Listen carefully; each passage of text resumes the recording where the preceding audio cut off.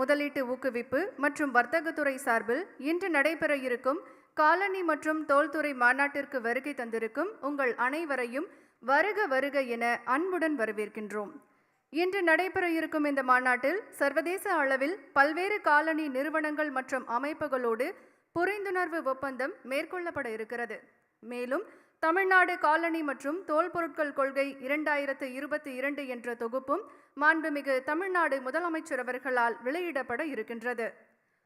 ஓய்வறியா உழைப்பை கொடுத்து தமிழ்நாட்டின் முன்னேற்றத்திற்கான திட்டங்களை முறையாக செயல்படுத்தி முழு பேராற்றலாக விளங்கும் நம்முடைய மதிப்பிற்கும் மரியாதைக்கும் உரிய மாண்புமிகு முதலமைச்சர் உலக நாடுகளின் மத்தியில் தமிழ்நாட்டை சிறந்த முதலீட்டு மையமாக மாற்றுவதற்கு தொடர்ந்து உழைத்து கொண்டிருக்கும் நமது வெற்றிகரமான தலைவர், எல்லோருக்கும் எல்லாம் கிடைக்க வேண்டும் என்ற உன்னத இலக்கோடு திராவிட மாடல் ஆட்சியை தமிழகத்தில் சிறப்பாக வழங்கி கொண்டிருக்கும் மாண்புமிகு தமிழ்நாடு முதலமைச்சர் அவர்களை விழா மேடைக்கு வரவேற்பதில் பெருமகிழ்ச்சி அடைகின்றோம்.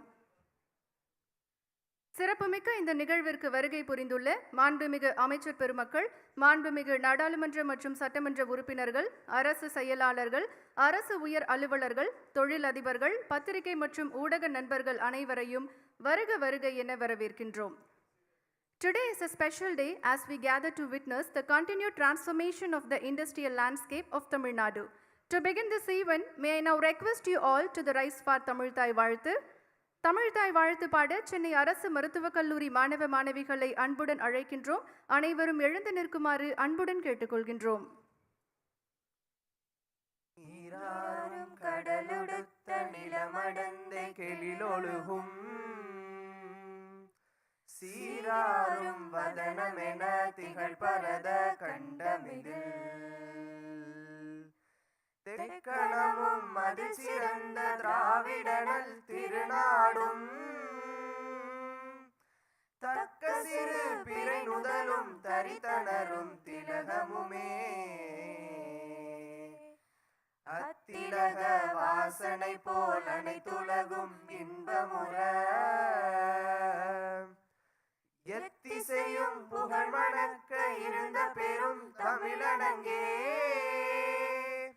தமிழனங்கே உன் சீரிலமை திறம் வியந்து செயல் மறந்து வாழ்த்துதுமே வாழ்த்துதுமே வாழ்த்துதுமே.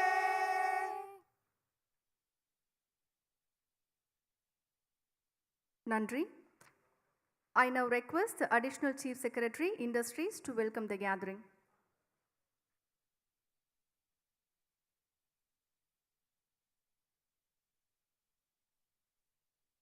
அனைவருக்கும் வணக்கம். Good morning to all of you present here in this hall and also by means of video conference elsewhere in the world. இன்றைய தினம் காலணி மற்றும் தோல் பொருட்களுக்கான முதலீட்டாளர்கள் மாநாட்டிற்கு நேரடியாக வந்து கலந்து கொண்டு சிறப்பித்து கொண்டிருக்கும் மாண்புமிகு தமிழ்நாடு முதலமைச்சர் அவர்களை இந்த நிகழ்ச்சிக்கு வரவேற்பதில் பெரும் மகிழ்ச்சி அடைகின்றேன். அதேபோல் மாண்புமிகு தொழில் முதலீட்டு ஊக்குவிப்பு மற்றும் வர்த்தகத்துறை அமைச்சர் அவர்களையும் இந்த விழாவிற்கு வருக வருக என்று வரவேற்கிறேன். மாண்புமிகு குறு சிறு மற்றும் நடுத்தர தொழில் நிறுவனத்தின் துறை அமைச்சர் அவர்களையும் இந்த விழாவிற்கு வரவேற்பதில் பெரும் மகிழ்ச்சி அடைகிறேன். மரியாதைக்குரிய தலைமை செயலாளர் அவர்கள் இந்த கொள்கையை வெளியிடுவதற்கும் இந்த துறையின் முன்னேற்றத்திலையும் மிகுந்த அக்கறை கொண்டவர் என்கிற முறையில் இந்த விழாவிற்கு வருகை தந்திருக்கிறார்கள். அவர்களையும் வருக வருக என்று வரவேற்கிறேன். அதேபோல் தொழில் ஏற்றுமதி மன்றத்தின் செயற் இயக்குனர் அவர்கள் திரு செல்வம் அவர்கள், the CEO of Clarks International Mr. Jonathan Ram மற்றும் இங்கு வருகை தந்திருக்கும் அரசு உயர் அதிகாரிகள், சட்டமன்ற மற்றும் நாடாளுமன்ற உறுப்பினர்கள், இதேபோல் the distinguished speakers who are joining us on this occasion, Mr. Matt Priest, President of the Footwear Distributors and Retailers Association of America, Ms. Jane Wilson, Chairperson of the British Footwear Association, Mr. Bob Lloyd, Senior Director of Walmart in the United States, Mr. Ron Chang, Chairman Shoetown, captains of industry, investors, entrepreneurs, members of the Consular Corps who are present here today, partners and well-wishers from the print and visual media, I have great pleasure in warmly welcoming each one of you to this event. Today is a historic day. இது ஒரு வரலாற்று சிறப்புமிக்க நாளாகும். நாம் தமிழ்நாட்டில் காலணி மற்றும் தோல் தயாரிப்பு துறையின் கூடுதல் முதலீடுகள் பெறுவதற்கும் வேலைவாய்ப்புகளை வளர்ப்பதற்கும் தமிழ்நாடு அரசால் எடுக்கப்படக்கூடிய சில சிறப்பு முயற்சிகள் இன்று தொடக்க உள்ளோம். மாண்புமிகு தமிழ்நாடு முதலமைச்சர் அவர்கள் தொடர்ந்து தொழில்துறைக்கு பல்வேறு வகைகளில் ஊக்கமளித்து வருகிறார்கள். இதே ஒரு முறையில்தான் இன்றைய தினம் இந்த நிகழ்ச்சியும் நடைபெற்று கொண்டிருக்கிறது. It is a strategic imperative for the government of Tamil Nadu to promote investments in industries that are employment intensive and produce high value added goods. The footwear and finished leather goods industry in Tamil Nadu has traditionally been a high achieving sector in terms of both employment generation and production of value added goods. The network of renowned research centers, centers of excellence, and access to skilled human resources has established Tamil Nadu as the leader in terms of contribution both to national output and to exports in the footwear and leather sector. The Tamil Nadu industrial policy launched by the Honorable Chief Minister in 2021 has accorded footwear and the leather goods industry a focus sector status as it has high potential for growth, diversification, and investment. The need for a dedicated footwear and leather products policy is primarily due to the increased investment interest in the sector and is intended to preserve Tamil Nadu's dominant position and to prepare for future growth. There is a need for the government to boost the non-leather footwear industry as well due to the changes in consumption behavior as a health-conscious global citizenry is moving more towards sustainable and sporting footwear. The state needs to respond quickly to these changing trends, to tap into this growing potential export market, and to push for import substitution through local supplies. In addition to infrastructure, the state has focused on improving the ease of doing business. The single window portal has been onboarded with all the clearances necessary for the footwear and leather industry, making it a one-stop shop for investors, incumbents, and new entrants. As a first of its kind measure to improve compliance on the sustainability front, a traceability initiative will be undertaken and assistance provided to industries to track the origin of products. This will improve the ethical credibility, authenticity, and quality assurance of the products and the resilience of the supply chain. The time is opportune and ripe for Tamil Nadu to further increase its national and global footprint in both the leather and non-leather footwear and finished goods sector. The Footwear and Leather Goods Policy 2022 will empower all industry stakeholders and supporting institutions to develop and sustain the ecosystem capable of leapfrogging Tamil Nadu's leather and footwear industry to new heights. I once again welcome the Honorable Chief Minister, Honorable Ministers,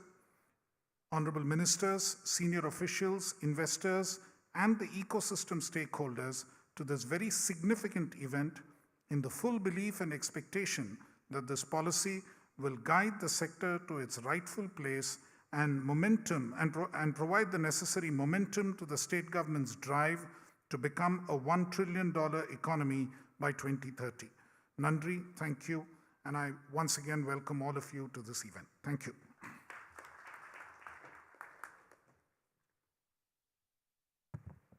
Thank you, sir. சிறப்பு விருந்தினர்களை கௌரவிக்கும் நிகழ்வு மாண்புமிகு தமிழ்நாடு முதலமைச்சர் அவர்களுக்கு மாண்புமிகு தொழில் முதலீட்டு ஊக்குவிப்பு மற்றும் வர்த்தகத்துறை அமைச்சர் அவர்கள் மரியாதை செய்வார்கள்.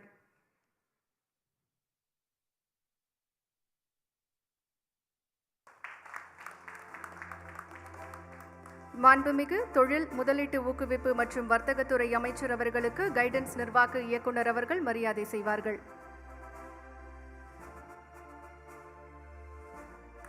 மாண்புமிகு குறு சிறு மற்றும் நடுத்தர தொழில் நிறுவனங்கள் துறை அமைச்சர் அவர்களுக்கு தொழில்துறை கூடுதல் தலைமை செயலாளர் அவர்கள் மரியாதை செய்வார்கள்.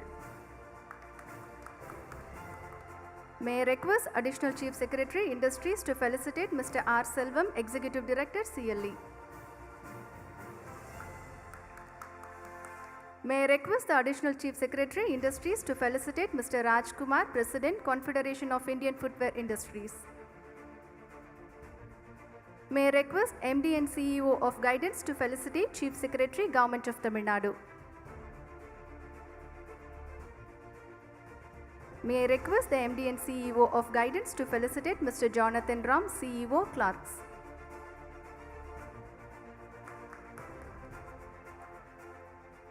Tamil Nadu has become a major destination for both leather and non-leather footwear companies. The state stands as a leader in terms of exports of footwear and leather products. Global fashion brands have established their footprints in Tamil Nadu for the manufacturing of leather and non-leather footwear. The contribution of established clusters such as Ambur, Ranipet, Vaniyambadi, Tiruchi, Dindigul, and parks in Cheyyar and Bargur to the state's employment and footwear exports is indisputable. We will now watch a short video about Tamil Nadu's vibrant footwear manufacturing landscape. தமிழகத்தில் காலணி மற்றும் தோல் பொருட்கள் ஏற்றுமதி துறை சார்ந்த நிறுவனங்களில் 80% பெண் தொழிலாளர்கள் பணியாற்றுகிறார்கள் என்பதில் பெருமை கொள்கின்றோம். தமிழ்நாட்டின் காலணி உற்பத்தி துறை குறித்த குறும்படத்தை இப்போது பார்க்கலாம். The leather industry in Tamil Nadu has a long history that dates back to 500 BC when leather was handcrafted for a wide variety of applications that ranged from creating musical instruments to crafting battle armors. The modern footwear and leather products industry in Tamil Nadu had its progressive beginnings when tanneries began using more modern techniques to create finer quality leather. Today, over thousands of tanneries and leather production facilities dot the state. காலணி மற்றும் அது சார்ந்த பொருட்களை உற்பத்தியை சர்வதேச தரத்திற்கு மேலும் உயர்த்தி அதிக வேலைவாய்ப்புகளை உருவாக்கக்கூடிய வகையில இப்போ நான் ஒரு புதிய அறிவிப்பு வெளியிட போறேன். பணப்பாக்கத்தில் 400 கோடி ரூபாய் செலவில 250 ஏக்கர் பரப்பளவில் மெகா காலணி உற்பத்தி பூங்கா ஒன்று அமைக்கப்படும். இந்த பூங்காவை நிறுவப்படுகிற காரணத்தால் 20,000 பேருக்கு குறிப்பாக பெண்களுக்கு வேலைவாய்ப்பு கிடைக்கும். Tamil Nadu is beneficially complemented with an industry-enabled ecosystem. With the second largest GDP in the country, the state is also the third largest exporter in the nation. Tamil Nadu ranks first in good governance and holds a robust physical infrastructure. The infrastructure that is available in Tamil Nadu is probably unparalleled to any other state in India. The entire world is looking at sustainability without harming the environment. The sector here in Tamil Nadu has adopted world's best environmental management systems. With more than 1,650 companies engaged in footwear, leather products manufacturing and allied industries, Tamil Nadu is the largest producer of footwear and leather products in India, contributing to nearly 38% of India's total output and nearly 45% of its exports. The major footwear and leather industry clusters in Tamil Nadu include Vellore, Ambur, Ranipet, Vaniyambadi, Pernambat, Thirupattur, Tiruchirappalli, Erode, Dindigul, and the capital city of Chennai and employs over 12 lakh people.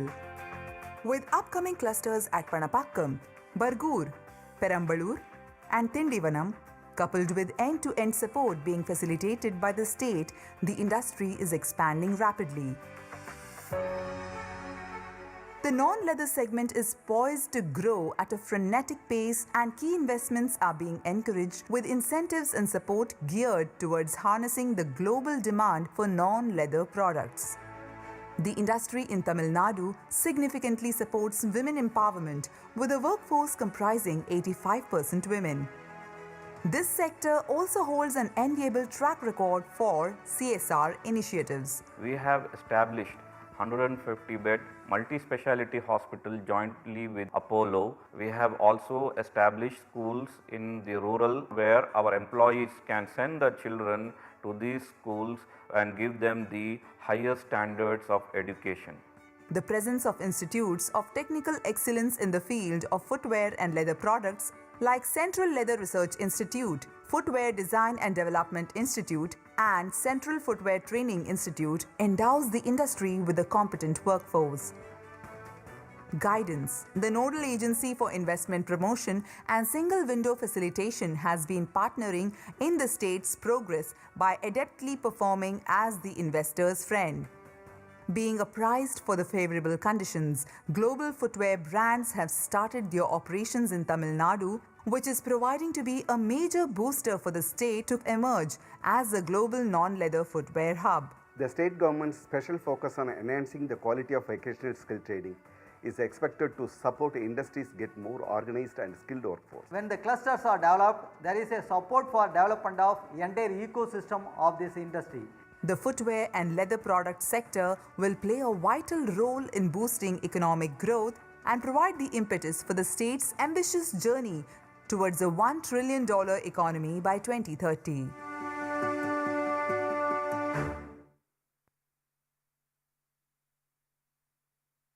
சர்வதேச அளவில் உள்ள காலணி நிறுவனங்கள் மற்றும் காலணி அமைப்புகளின் சார்பில் பல்வேறு சிறப்பு விருந்தினர்கள் இன்று காணொளி காட்சி வாயிலாக இணைந்திருக்கிறார்கள். Now I take this opportunity to welcome key dignitaries of some of the top global footwear brands who have joined us virtually. First, I call upon Mr. Ron Chang, Chairman, and Ms. Jenny Chang, CEO of Everone, who has joined us virtually to address the gathering. Greetings everyone, I'm Jenny Chang, CEO of Everone Group, Adidas Division. Although virtually, it is our pleasure to attend the launch of the government of Tamil Nadu's new footwear industry policy. We do wholeheartedly believe it is a great beginning to pushing the development of India's footwear industry into a new era. So warmest appreciations to the Honorable Chief Minister of Tamil Nadu, Mr. M.K. Stalin, and other dignitaries. And for footwear manufacturing development, Tamil Nadu is in the obvious need for leather footwear. In the past, India's contribution to the leather footwear market has been significant, but with a lesser presence in the non-leather footwear segment. Globally, 86% of the footwear market is non-leather footwear. This is a vast opportunity that we see and hope to foster and develop together in. Our group has been passionately pursuing our vision to be a world-class footwear manufacturer and continuously refining our expertise over the past 30 years in various countries around Asia. We sincerely believe this project is key to our future growth, and we have much to offer in driving forward the development of non-leather footwear manufacturing in Tamil Nadu. With the good availability of stable and competitive labor force, great partnership with the Kothari Group, and the launch of a strong and directed policy support today, we're confident in the success of our most modern footwear park in Tamil Nadu. Now, I would like to invite our group chairman, Ron Chang, to speak a few words. Hello, everyone. I'm very excited to be here today and speaking to the distinguished officer of Tamil Nadu. Our passion and continuous refining expertise have positioned our group as a top footwear manufacturing group in terms of management, technical skill, innovations, and advanced technology, which we look forward to sharing to our India facility and developing the local manufacturing capability. Additionally, our vision is not to create a single footwear facility, but a footwear supply chain cluster with our partners, including more shaft, PU, midsole, injection EVA materials, technical components, and more capabilities, which not only will ensure the smooth operation of our footwear facility, but also bring knowledge benefits to the existing industry and driving faster development. 80% of Tamil Nadu's labor force is women, which is an is a perfect match to footwear manufacturing. And through our operation and management, we will strive to positively empower the local women's population, ultimately maximizing each individual value and social benefit. Finally, again, great appreciation to everyone here today as we head into a bright future of footwear industry in Tamil Nadu, together with Kazali Group. Thank you, and I hope to meet everyone in person soon.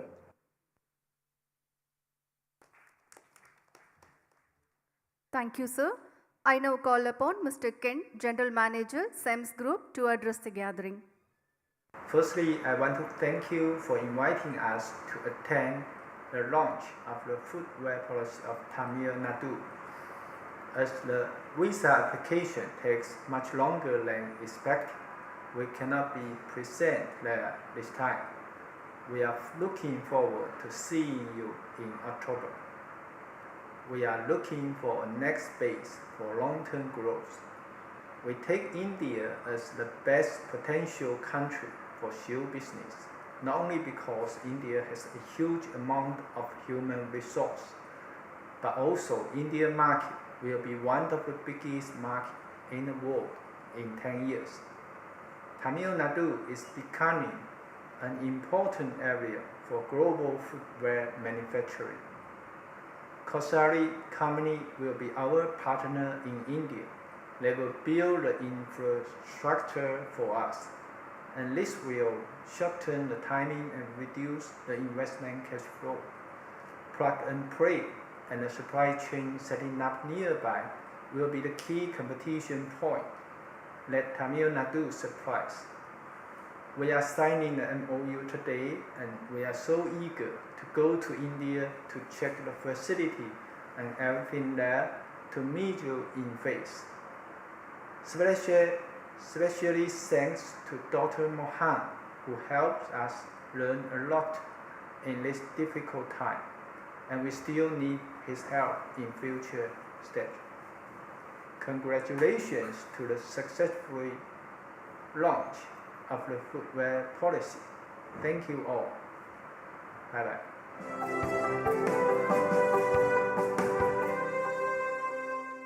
Thank you, sir. I now call upon Ms. Jane Chow, Senior Vice President, Global Sourcing, ALDO, who has joined us virtually to address the gathering. Thank you very much for having me here. My name is Jane Chow. I'm the Senior Vice President of Global Sourcing at the ALDO Group. My great gratitude goes to the Chief Minister of Tamil Nadu, Mr. M.K. Stalin, and other dignitaries. I first came to India year 2010.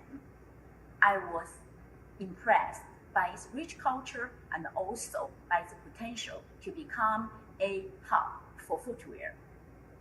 By year 2014, we were able to ship about 3 million pairs of men's and ladies' footwear for the Inditex group. Now I'm with the ALDO group. As our brands grow the awareness in this market, it becomes even more important for us to be here to support our business in India, but it's also for us to take advantage of the potential of this market to support our global business. I definitely see India a very good market for men's leather shoes. I also see opportunities for India to develop non-leather products. I believe the work Mr. Mohan and Evan are doing is going to help speed up this process. We do have about 50% of the products are non-leather. So I would hope that the Indian government can momentarily facilitate the import of non-leather material and components from other markets in Asia until the market is mature. Thank you very much, and I wish you great success.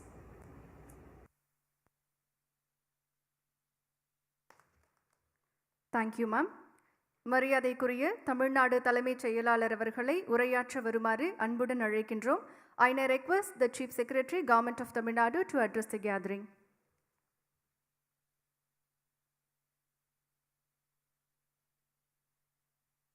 Honorable Chief Minister, Honorable Minister for Industries, Investment Promotion and Commerce, Honorable Minister for MSME,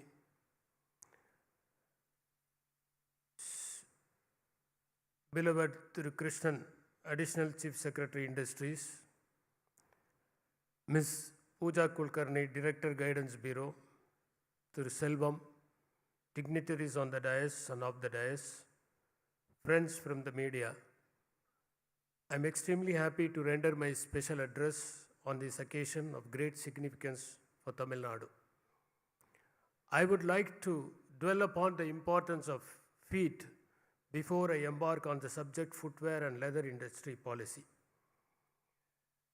Man stands alone because he alone stands, says Desmond Morris in his book The Human Zoo. He also vouches the first great step for mankind was the bipedal step taken by our remote ancestors in his book The Naked Man.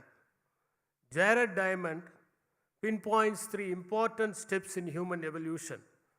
The first is to stand on 2 legs.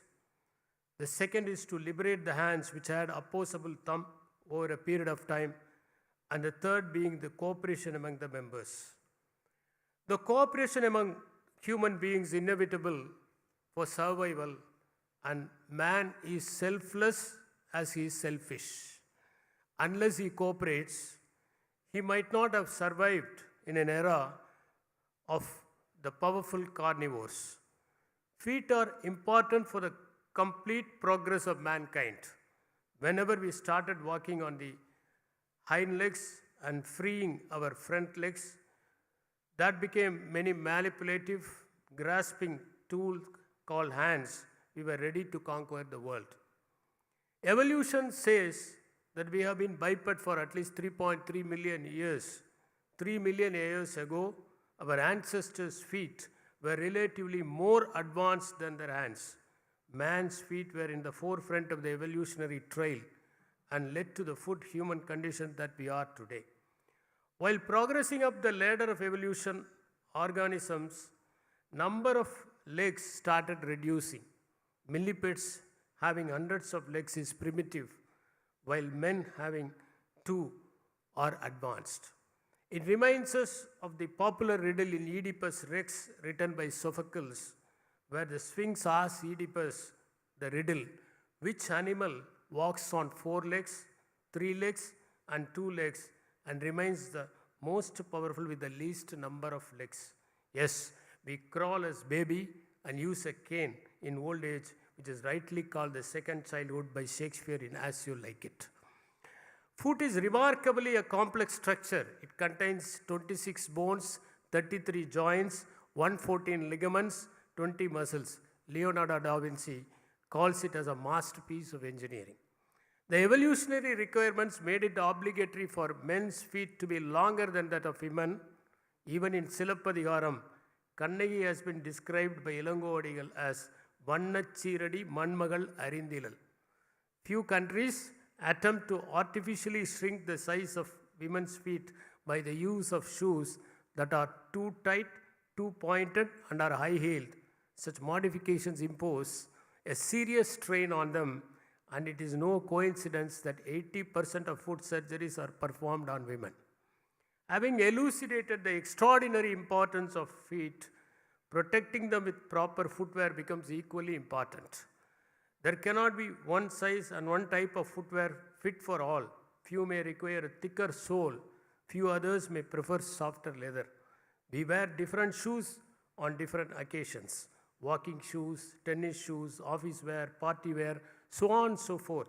The purpose decides the kind of wear, as Tolstoy in his short story, What Men Live By narrates an angel cursed by the divine to come and work as a shoemaker before getting liberated. There are so many words with foot as prefix: footprint, footfall, footnote, footing the bill, footage, so on and so forth. The Chinese philosopher Chuang Tzu says, when the shoe fits, the leg is forgotten, When the belt fits, the belly is forgotten. When the mind is right, for and against is forgotten. In the state of Tamil Nadu, you will find fitting shoes that make you forget the legs existed, because people here work with love as envisioned by poet, painter and philosopher Khalil Gibran. Weave the cloth with threads drawn from your heart, even as if your beloved were to wear the cloth. Build a house with affection, even as if your beloved were to dwell. With great pride and delight, I wish to state that Tamil Nadu is a leader in the leather sector. It contributes a whopping 32% to the national output. All these points have been already stressed by various speakers. Tamil Nadu is filled with human capital. The state churns out about 9 lakh students every year at varying academic levels, with most of them being either graduates or diploma holders technically qualified. The Tamil society is becoming growingly gender neutral in terms of employment, but when it comes to research, we have more women researchers, while we also above the presence of the Central Leather Research Institute with exclusive shoe and product design center. We also are home to Central Footwear Training Institute, National Institute of Fashion Technology, Footwear Design and Development Institute, apart from other cutting-edge research labs for development, testing, commercialization. A comprehensive 360-degree facilitation with single window clearances, investment support, and significant easing of the process of doing business is provided by Guidance Bureau of Tamil Nadu, while it also offers a hassle-free setting up of manufacturing units. The new Industrial Policy 2021 of the state has infused attractiveness and suffused competitiveness into the industrial ecosystem and has furthered it with an optimal balance of incentives, subsidies, support infrastructure and skilling of manpower, with an eye to enable and leverage the fourth industrial revolution technologies. Tamil Nadu Export Promotion Policy 2021, propelled by our Honorable Chief Minister last year during the Exports Conclave, identified the leather sector as a champion sector and has launched a host of game plans to boost exports and employment, such as the creation of design studios, branding support, quality control facilities, mega clusters and centers of excellence for skill enhancement. Additionally, the footwear and leather products policy will enable the creation of clusters, parks and hubs to facilitate information flow, promote ideas, strengthen human capital and resource efficiency for both small and large players. To promote and push its presence in the non-leather footwear space, the government will create new non-leather in-house footwear clusters ranging from 30 to 50 acres through SIPCOT and PPPs. The state lends itself to being an exceptional testing ground for the dreamy designers and for the commercial scaling of their products, essentially because Tamil Nadu is one of the highly urbanized states in India, and also because of having one of the youngest populations with considerable disposable incomes. Today, we are witnessing such an amplification unfold in Tamil Nadu, where 5 MOUs totaling 2,250 crore rupees are getting inked with leading players to generate approximately 42,200 jobs over the coming years. Being on the threshold to creating around 250 jobs for every crore of investment and 425 jobs across the supply chain for every 1,000 pairs produced, it becomes imperative for Tamil Nadu to bolster this sector with a futuristic industry-friendly policy. Special priority to this sector is being accorded by the government of Tamil Nadu as it creates extensive market linkages, generating rural employment, especially creating more employment opportunity for women. I firmly believe that this footwear and leather products policy is bound to empower all stakeholders and sustain the dominance of the state in the sector, while also supporting in the expansion of its national and global footprints. At this juncture, it's my crown privilege to welcome all the stakeholders to the launch of the footwear and leather products policy, and the earnest people of the state would welcome you with open hands, while also acknowledging your trust and contribution to the state's growth with grace and honor. With an appetite to see this policy become one of the significant drivers in realizing $1 trillion economy, the target set by the Honorable Chief Minister of Tamil Nadu, let me urge the investors to make the best of investments in the Tamil workforce. செருப்புகளுக்கும் தத்துவ பார்வை உண்டு. சருகுகளை மிதிக்கிற போது சப்திக்கின்ற அவர்கள் அவை மலர்களை மிதிக்கின்ற போது மௌனம் சாதிக்கின்றன. தொழிலாளர் என்கின்ற சொல்லிற்கு ஒரு சிறப்பு இருக்கிறது. அதில் தமிழின் சிறப்பு எழுத்துக்களான லகரம், ழகரம், ழகரம் ஆகிய மூன்றும் சங்கமிக்கின்றன. தொழிலை வளர்ப்போம், தொழிலாளர்களை காப்போம். நன்றி, வணக்கம்.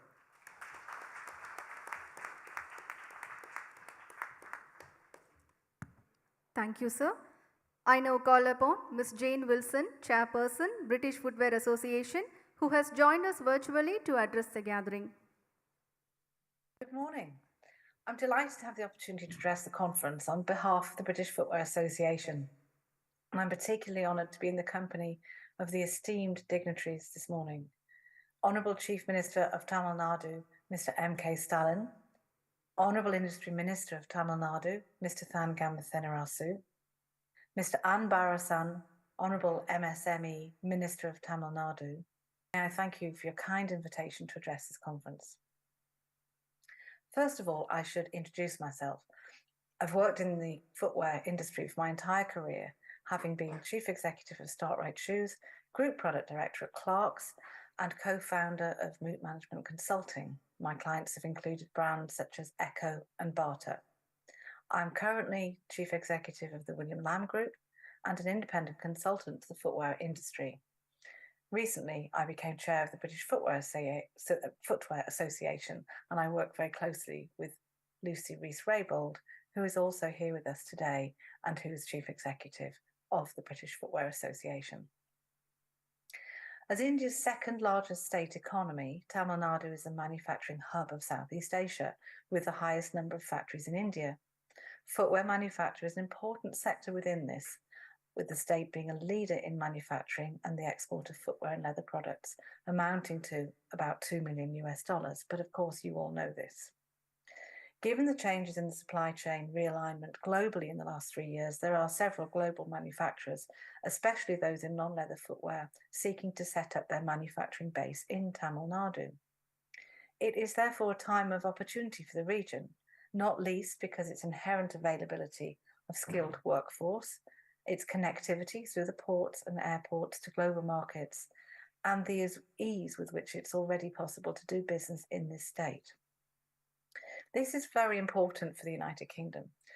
It rebuilds as it needs to rebuild after the severe impact of the pandemic and following our leaving of the European Union.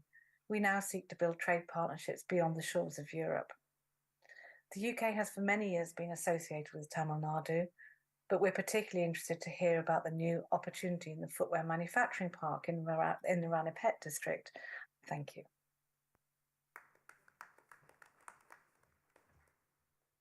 I call upon Mr. Bob Lloyd, Senior Global Sourcing Director, Walmart Group, who has joined us virtually to address the gathering.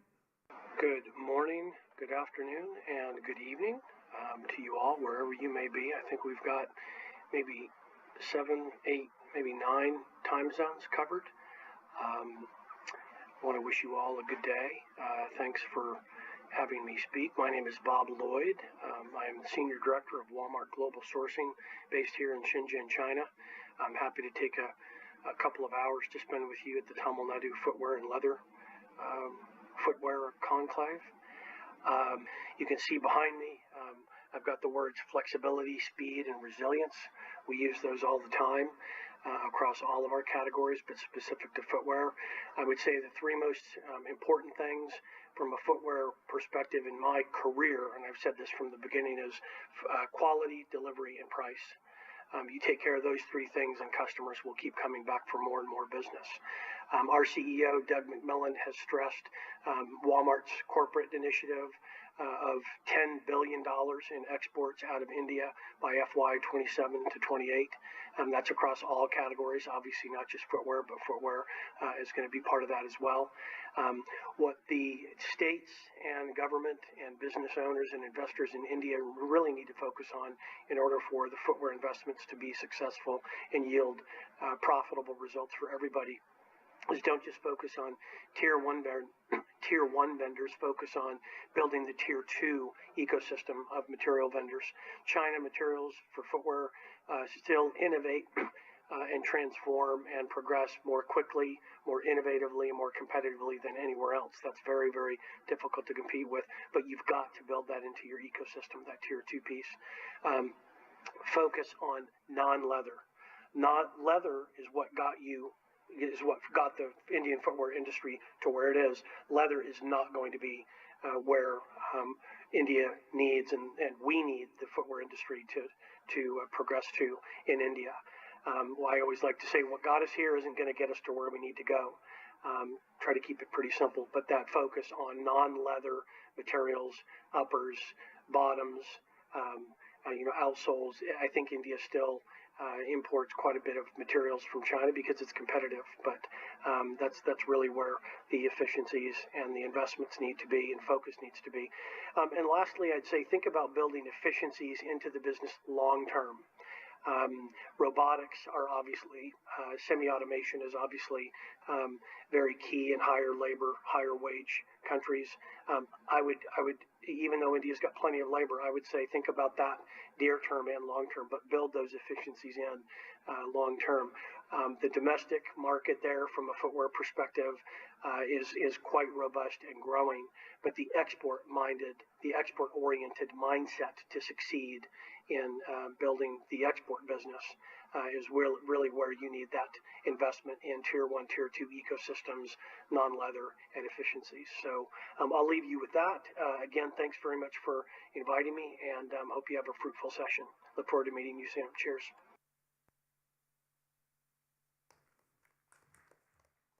Thank you, sir. I call upon Mr. Rahul Vira, CEO, Skechers South Asia, who has joined us virtually to address the gathering.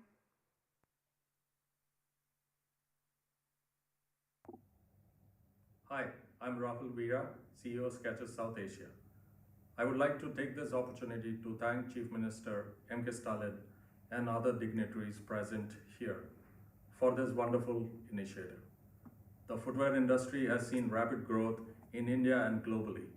Demand for footwear products year-on will only increase over the next few years. This initiative by the Tamil Nadu government is a welcome move in the right direction. I would like to applaud and thank the efforts by CM Stalin and his government to make this happen. Thank you. Thank you, sir. I call upon Mr. Jack Royer, Chairman, Royer Group, to address the gathering virtually. Good morning. First of all, I would like to thank the Honorable Chief Minister Thiru Stalin and the other dignitaries. My name is Jacques Royer. I am the President of Royer Group. My company is developing and selling around 15 million pairs of shoes worldwide.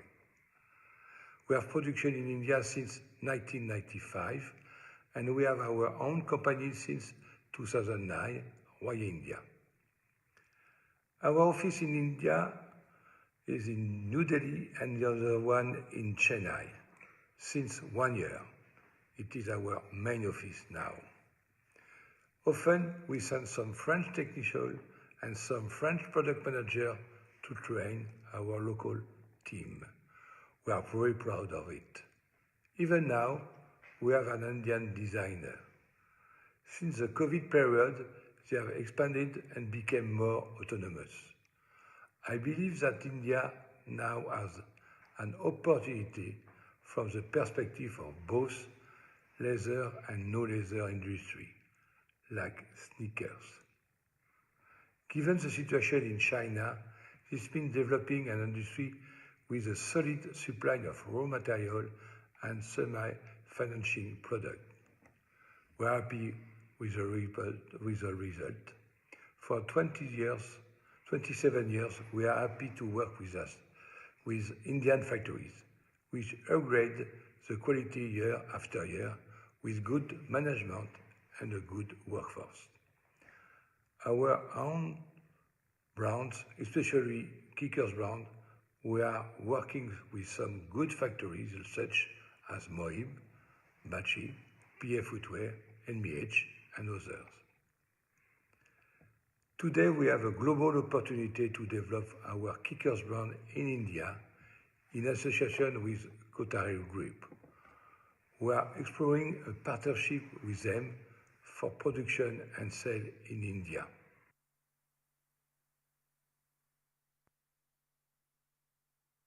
Thank you, sir. I would like to welcome Mr. Jonathan Ram, CEO, Clarks, to address the gathering.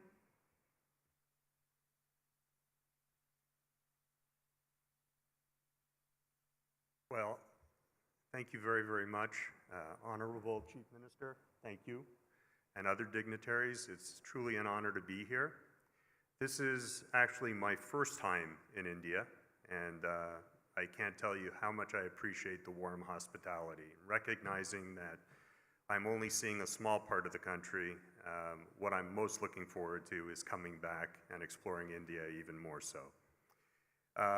There are a lot of individuals that I'd like to thank here today, primarily because if everybody in this room has an understanding of the footwear manufacturing business, you recognize that the industry itself is very, very complex.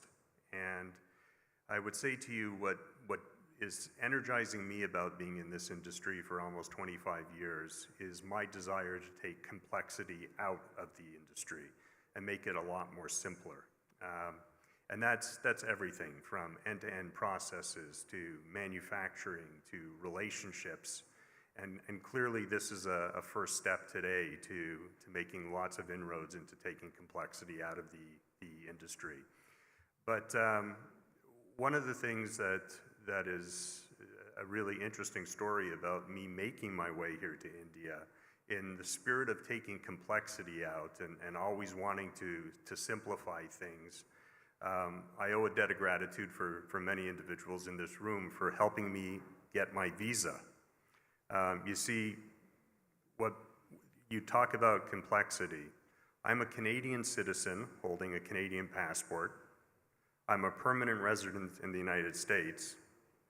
I tried to get my visa in the High Commission Embassy in the UK, and my last name is Ram, R-A-M.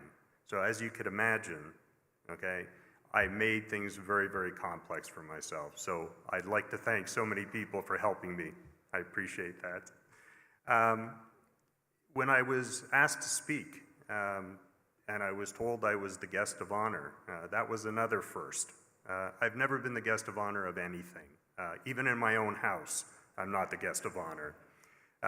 So it is truly an honor to be here and be the guest. But you know, in the culture of Clarks, humility is one of the things that is just so important. So I'm here as a representative of Clarks.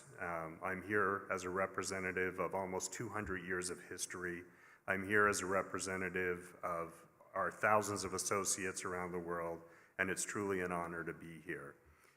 When I was asked to come here and speak today, we're very fortunate at Clarks to have a very robust archive. And I spoke to the gentleman who oversees the archive, and I said, could you provide me with some information about Clarks' business in India and its history in India? And I received an email that was about 16 pages long.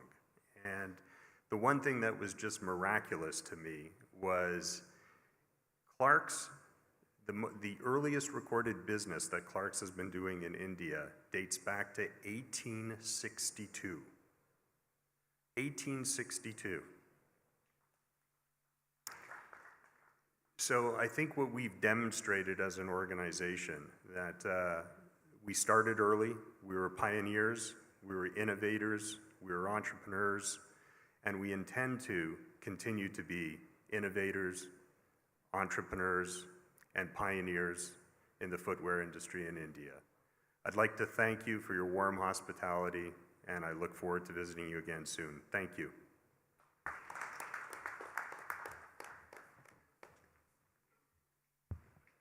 Thank you, sir. We will now witness the exchange of facilitation MOUs between guidance and companies that have committed to invest and establish their manufacturing facility operations in Tamil Nadu. Now I call upon MD and CEO guidance to extend the MOUs in the presence of Honorable Chief Minister. மாண்புமிகு தமிழ்நாடு முதலமைச்சர் அவர்களின் முன்னிலையில் ஒப்பந்தங்கள் பரிமாறிக்கொள்ளப்படுகிறது. Phoenix Accord and Kothari Group plan to establish a non-leather footwear manufacturing unit at Perambalur district, investing rupees 1,200 crores, creating 20,000 jobs. I now request Mr. Jim Chang, Vice President, Mr. Avinash Bidani, CFO, and Mr. Jinnah Rafiq Ahmed, MD Kothari Group, to exchange the MOU. Phoenix Accord and Kothari Group plan to establish a plug-and-play facility for non-leather footwear, investing rupees 500 crores, creating 5,000 jobs. I now request Mr. Jim Chang, Vice President, Mr. Adam Lin, Cluster Developer, and Mr. Avinash Bidani, CFO, and Mr. Jinnah Rafiq Ahmed, MD Kothari Group, to exchange the MOU.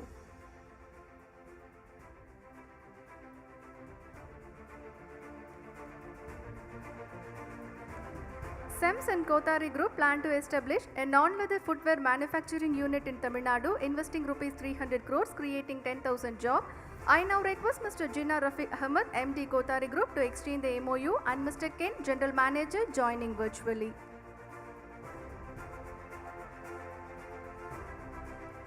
Valkaro plans to establish a non-leather footwear manufacturing unit in Tamil Nadu, investing rupees 100 crores, creating 1,250 jobs. I now request Mr. Naushad, Managing Director, to exchange the MOU.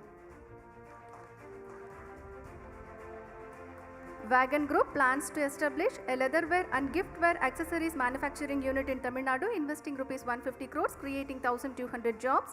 We are happy to have Mr. Simon Lee, CEO, who has joined us virtually. He will speak few words now. It's an honor to take on this video as I cannot be physically present in the event today, but the investment with Tamil Nadu has been very good so far, and I am looking forward for the longer investment with Tamil Nadu in India. I'm representing Wagon Group, and we make manufacturing hardware accessories for fashion brand.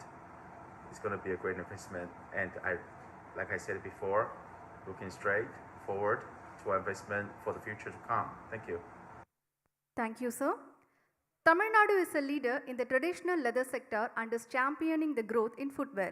There has been a steady rise in synthetic leather and fiber finished goods manufacturing nationally and globally. The Tamil Nadu Footwear and Leather Products Policy 2022 aims to boost the footwear segment in the state to leverage the international market opportunities. A dedicated policy focusing on footwear manufacturing will make Tamil Nadu the most favored destination for footwear exporters. We request Honorable Chief Minister of Tamil Nadu to release the new Tamil Nadu Footwear and Leather Goods Policy. The first copies will be received by the Honorable Ministers. மாண்புமிகு தமிழ்நாடு முதலமைச்சர் அவர்கள் தமிழ்நாடு காலணி மற்றும் தோல் பொருட்கள் கொள்கை 2022 தொகுப்பை வெளியிட முதல் பிரதியை மாண்புமிகு தொழில் முதலீட்டு ஊக்குவிப்பு மற்றும் வர்த்தகத்துறை அமைச்சர் அவர்கள் மற்றும் குறு சிறு மற்றும் நடுத்தர தொழில் நிறுவனங்கள் துறை அமைச்சர் அவர்கள் பெற்றுக்கொள்வார்கள்.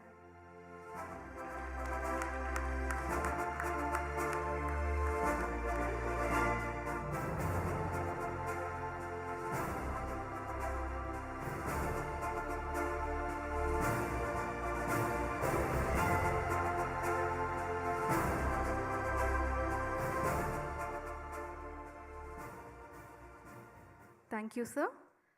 தமிழ்நாட்டின் தொழில் வளர்ச்சிக்காக தரணியெங்கும் முதலீடுகளை ஈர்த்து வரும் தன்னிகரில்லா தலைவர், எல்லோருக்கும் எல்லாம் என திராவிட மாடல் ஆட்சியை வெற்றிகரமாக வழங்கி வரும் மாண்புமிகு தமிழ்நாடு முதலமைச்சர் அவர்களை விழா பேருரையாற்ற வருமாறு பணிவன்புடன் அழைக்கின்றோம்.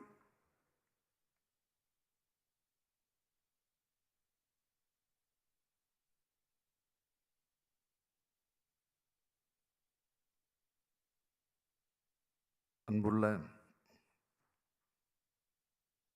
மாண்புமிகு தொழில் முதலீட்டு ஊக்குவிப்பு மற்றும் வர்த்தகத்துறையினுடைய அமைச்சர்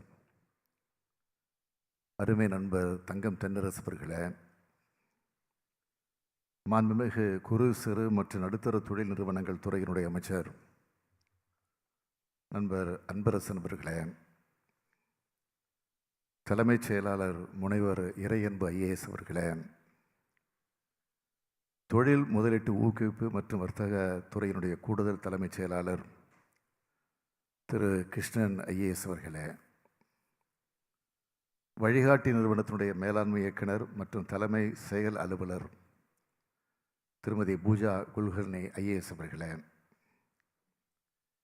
காலனி மேம்பாட்டு மன்றத்தினுடைய தலைவர் திரு ராஜ்குமார் குப்தா அவர்களே,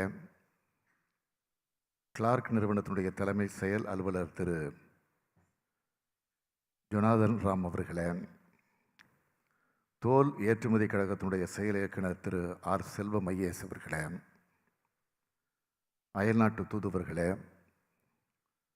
மற்றும் தூதரக அதிகாரிகளே, தொழில் நிறுவனங்கள் மற்றும் கூட்டமைப்புகளை சார்ந்திருக்கக்கூடிய பிரதிநிதிகளே, அரசு உயர் அதிகாரிகளே, பத்திரிகை மற்றும் ஊடகத்துறையை சார்ந்திருக்கக்கூடிய நண்பர்களே, உங்கள் அனைவருக்கும் என்னுடைய அன்பான வணக்கத்தை தெரிவித்துக் கொள்ள விரும்புகிறேன். தொழில் முதலீட்டு ஊக்குவிப்பு மற்றும் வர்த்தகத்துறை சார்பில் நடைபெறக்கூடிய இந்த முதலீட்டாளர் மாநாட்டிற்கு தலைமையேற்று உரையாற்றுவதில் நான் மிகுந்த மகிழ்ச்சி அடைகிறேன். ஆட்சி பொறுப்பேற்று ஓராண்டு காலம் முடிவுற்ற நிலையில் இந்த துறையால் நடத்தப்படக்கூடிய 7வது முதலீட்டாளர் மாநாடு இது என்பது எனக்கு மகிழ்ச்சியை அளித்துக் கொண்டிருக்கிறது.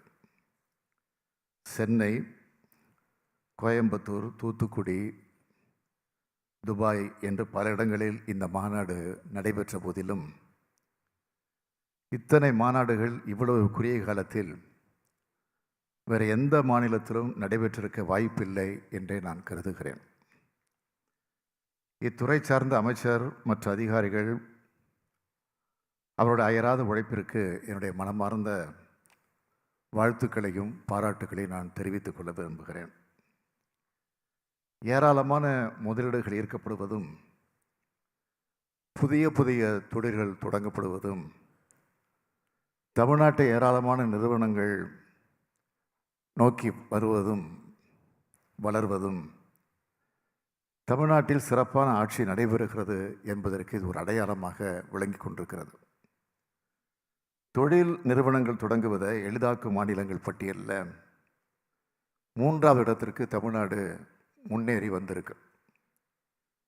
குறிப்பாக தொழில்துறையானது மிக சிறப்பானவர்களால் நிர்வகிக்கப்படுகிற காரணத்தால் இதற்கு முக்கிய காரணம் என்பதை வெளிப்படையாக இங்கே நான் சுட்டிக்காட்டி பாராட்ட விரும்புகிறேன். 2030ஆம் ஆண்டிற்குள் $1 டிரில்லியன் அமெரிக்க டாலர் இலக்கை அடைவதற்கு பெருமளவில் மேற்கொள்ளும் உயர் தொழில்நுட்ப சார்ந்த தொழில் முதலீடுகளை கேபிட்டல் இன்டென்சிவ் ஹைடெக் இண்டஸ்ட்ரீஸ் ஈர்த்திடுவது மட்டுமில்லாமல் பெருமளவில் வேலைவாய்ப்புகளை அளித்திடும் துறைகள் சார்ந்த தொழில் முதலீடுகளையும் எம்ப்ளாய்மெண்ட் இன்டென்சிவ் ஈர்க்கணும். சில நாட்களுக்கு முன்னால் ரிசர்வ் வங்கியினுடைய முன்னாள் ஆளுநர் ரகுராம் ராஜன் அவர்கள் ஒரு கருத்தை சொல்லியிருந்தார். வளர்ச்சி திட்டங்கள் என்பவை வேலைவாய்ப்புகளை உருவாக்கக்கூடிய வளர்ச்சி திட்டங்களாக அமைய வேண்டும் என்று சொல்லியிருந்தார். தமிழக அரசை பொறுத்த வரைக்கும் எந்த திட்டமிடுதலாக இருந்தாலும் புதிய வேலைவாய்ப்புகளை உருவாக்குவதாகத்தான் அது அமைய வேண்டும் என்று நான் அதிகாரிகளுக்கு உத்தரவிட்டிருக்கிறேன். இதை மனசில் வச்சு தான் தமிழக அரசினுடைய அனைத்து திட்டங்களும் கொள்கைகளும் வகுக்கப்படுகிறது. பெரும் முதலீடுகள் மேற்கொள்ளக்கூடிய துறைகளான செமி கண்டக்டர் உற்பத்தி, மின் வாகனங்கள் உற்பத்தி, சோலார் செல்கள், பசுமை ஹைட்ரஜன் உற்பத்தி, தகவல் தரவு மையங்கள், பெட்ரோலிய பொருட்கள், புதுப்பிக்கத்தக்க எரிசக்தி, ஜவுளி மற்றும் ஆடைகள், காலணி மற்றும் தோல் பொருட்கள், நகைகள் மற்றும் ஆபரணங்கள், உணவு பதப்படுத்துதல் போன்ற அனைத்து துறைகளிலும் கவனம் செலுத்தி வருகிறோம். இவ்வாறான துறைகளில் முதலீடுகளை ஈர்த்திடுவதன் மூலம் அதிக அளவிலான வேலைவாய்ப்புகள் உருவாக்கப்படும். இதன் மூலம் மாநிலத்தின் பொருளாதார வளர்ச்சியை வழிமுறை செய்வதோடு மாநிலத்தினுடைய உற்பத்தி சூழலையும் மேம்படுத்த முடியும். அதிக அளவில் வேலைவாய்ப்பு அளிக்கும் தொழிற்சாலைகள் பின்தங்கிய மாவட்டங்கள் அமைக்கப்படுவதன் மூலம் அப்பகுதி மக்களுடைய தனிநபர் வருமானம் அதிகரிப்பதோடு அந்த பகுதியினுடைய பொருளாதாரமும் வளர்ச்சி அடையுது. அனைவரையும் உள்ளடக்கிய திராவிட மாடல் வளர்ச்சி இலக்குகளை அனைத்து துறைகளிலும் செயல்படுத்தி வருகிறோம். எந்த துறையாக இருந்தாலும் அதனை முன்னோக்கி கொண்டு செலுத்த ஒரு கொள்கை வகுக்கப்படணும். தமிழ்நாடு நிதிநுட்ப கொள்கை, தமிழ்நாடு ஏற்றுமதி மேம்பாட்டு கொள்கை, தமிழ்நாடு உயிர் அறிவியல் மேம்பாட்டு கொள்கை, தமிழ்நாடு ஆராய்ச்சி மற்றும் மேம்பாட்டு கொள்கை என்று வரிசையாக பல கொள்கை அறிக்கைகளை வெளியிட்டு வருகிறோம். அந்த வரிசையில் காலணி மற்றும் தோல் துறையின் மேம்பாட்டிற்காக இன்று தமிழ்நாடு மற்றும் தோல் பொருட்கள் கொள்கை 2022 வெளியிடுவதிலே நான் உள்ளபடியே மகிழ்ச்சி அடைகிறேன். பசுமை ஹைட்ரஜன் கொள்கை, எத்தனால் கொள்கை, திருத்தப்பட்ட மின்வாகன கொள்கை, திருத்தப்பட்ட வான்வெளி மற்றும் பாதுகாப்பு கொள்கை என்று பல கொள்கைகள் விரைவில் வெளியிடப்பட உள்ளன. தமிழ்நாடு தொழில் கொள்கை 2021 வழங்கப்படும் நிலையான ஊக்க சலுகைகளோடு கூடுதலாக தொழில்நுட்ப ஜவுளிகள் மற்றும் ஆடைகள் உற்பத்தியை ஊக்குவிக்கும் சிறப்பு திட்டம் ஒன்றும் விரைவில் வெளியிடப்பட இருக்கிறது. எந்த முதலீட்டு சூழ்நிலைக்கும் அரசு தயாராக இருக்கிறது. அதற்கேற்ப திட்டங்களையும் வகுத்து வருது என்பதன் மூலம் இதன் மூலம் நிச்சயமாக தெளிவாகும். இந்திய அளவில் காலணி உற்பத்தியில் தமிழ்நாட்டினுடைய பங்களிப்பு 26 விழுக்காடாகவும் ஏற்றுமதியில் 45 விழுக்காடாகவும் இருக்கு. தமிழ்நாட்டில் உற்பத்தி செய்யப்படும் தோல் பொருட்கள் உலக சந்தைகளில் மிக பெரும் வரவேற்பை பெற்றிருக்கு. இந்தியாவிலேயே அதிக அளவிலான காலணிகள், தோல் மற்றும் தோல் பொருட்கள் உற்பத்தி மையங்கள் அமைந்துள்ள மாநிலமாக தமிழ்நாடு விளங்கி வருது. ஆம்பூர், ராணிப்பேட்டை, வாணியம்பாடி, வேலூர், பேரணாம்பட்டு, திருச்சிராப்பள்ளி, திண்டுக்கல், ஈரோடு மற்றும் சென்னை ஆகியன தோல் மற்றும் தோல் பொருட்களுக்கு முக்கிய மையங்கள். இந்தியாவிலேயே தோல் பதப்படுத்தக்கூடிய தொழிலகங்களெல்லாம் ஜீரோ லிக்விட் டிஸ்சார்ஜ் அமுல்படுத்திய ஒரே மாநிலம் தமிழ்நாடு தான். இந்த துறையை மேலும் வலுப்படுத்துவதற்காகத்தான் காலணி மற்றும் தோல் பொருட்களுக்கான கொள்கை அறிக்கை ஒன்று வெளியிடப்பட்டிருக்கு. 2025 ஆண்டிற்குள் காலணி மற்றும் தோல் பொருட்கள் உற்பத்தியில் 20,000 கோடி ரூபாய் முதலீட்டு இருப்பது மற்றும் 2 லட்சம் நபர்களுக்கு வேலைவாய்ப்புகளை உருவாக்குவதையும் நோக்கமாக இந்த கொள்கை வடிவமைக்கப்பட்டிருக்கு. சிட்கோ, சிப்காட் மற்றும் பொது தனியார் கூட்டாண்மை மூலம் 30-50 ஏக்கர் பரப்பளவில் தொழில் பூங்காக்கள் வடிவில் ஆயத்த தொழிற்கூடங்களோடு தோல் அல்லாத காலணி உற்பத்திக்கான புதுமை பசுமை தொகுப்புகளை அரசு உருவாக்கி இருக்கிறது என்பதையும் நான் தெரிவிச்சுக்க விரும்புகிறேன். காலணி மற்றும் தோல் பொருட்கள் உற்பத்தி விநியோக சங்கிலியில் இருக்கும் இடைவெளிகளை ஆய்வு செஞ்சு உள்கட்டமைப்புகளை மேலும் வலுப்படுத்துவதற்கான நடவடிக்கைகளை அரசு மேற்கொள்ளும். இத்துறைக்கான ஊக்கத்தொகை பெறும் தகுதி அளவுகோல்கள் பெருமளவில் தளர்த்தப்பட்டுள்ளது. இந்த கொள்கையின் சிறப்பம்சமாக அமைந்திருக்கிறது. அதிக அளவில் வேலைவாய்ப்பு அளிப்பது, அதிலும் பெண்களுக்கு பெருமளவில் வேலைவாய்ப்பு அளிப்பது, குறிப்பாக பள்ளிக்கல்வி வர பயின்ற பெண்களுக்கும் வேலைவாய்ப்பு அளிப்பது போன்ற காரணிகளால் தமிழ்நாடு அரசு இந்த துறைக்கு அதிக முக்கியத்துவம் அளித்து வருகிறது. தோல் அல்லாத காலணிகள் துறை மீது கவனம் செலுத்திடவும் நமது அரசு முனைந்து வருகிறது. தோல் அல்லாத காலணிகள் தான் அடுத்த 10 ஆண்டுகளில் மிகப்பெரிய வளர்ச்சி வாய்ப்புகளை வழங்கிடும். குறிப்பிட்டு சொல்லணும்னா தோல் அல்லாத உற்பத்தி பொருட்கள் தான் சந்தையில் 70 விழுக்காட்டுக்கும் அதிக அளவில் விற்கப்படுது. அதன் பொருட்டே இன்று வெளியிடப்பட்டுள்ள கொள்கையில் தோல் அல்லாத காலணித்துறைக்கு மிகுந்த முக்கியத்துவம் அளிக்கப்பட்டிருக்கு. அண்மையில் உலக அளவில் புகழ்பெற்ற காலணி உற்பத்தியாளர்கள் எல்லாம் சுற்றுச்சூழலுக்கு உகந்த பொருட்களை வழங்க தொடங்கியுள்ளார்கள் என்று நான் அறிகிறேன். இயற்கை வளங்களை பாதுகாப்ப நமது கடமைகளில் ஒன்றாக நாம் ஒவ்வொருவரும் உணரணும். இதன் பொருட்டு பல முற்போக்கு நடவடிக்கைகளை நமது அரசு மேற்கொண்டு வருகிறது. ஏற்கனவே பல காலணி தயாரிப்பு நிறுவனங்கள் தமிழ்நாட்டில் முதலீடு செஞ்சுருக்காங்க. பல நிறுவனங்கள் முதலீடு செய்ய ஆர்வம் காட்டி வருகிறார்கள். இந்த கொள்கையினால் மேலும் பல நிறுவனங்கள் தமிழ்நாட்டை நோக்கி வருவார்கள். 2009ஆம் ஆண்டு செய்யாறு செஸ் நிறுவனத்தினுடைய தொழில் பிரிவுகளை நான் தொடங்கி வச்சேன். இது இன்று மாபெரும் நிறுவனமாக வளர்ந்துருக்கு. 2000 கோடி ரூபாய் வர முதலீடு செஞ்சுருக்கிறாங்க. 35,000 பேருக்கு வேலை கிடைச்சிருக்கு. அதில் 70 விழுக்காடு பேர் பெண்கள். இந்த நிறுவனம் தன் தொழிலை மேலும் விரிவுபடுத்தி கொண்டிருக்கிறது. 1000 கோடி ரூபாய் முதலீடு மற்றும் 25,000 நபர்களுக்கு வேலைவாய்ப்பு என்ற வகையில் தைவான் நாட்டை சார்ந்த ஆங்ஃபு நிறுவனம் தனது உற்பத்தி திட்டத்தினை நிரூபிட தமிழ்நாட்டினை தேர்ந்தெடுத்திருக்கு.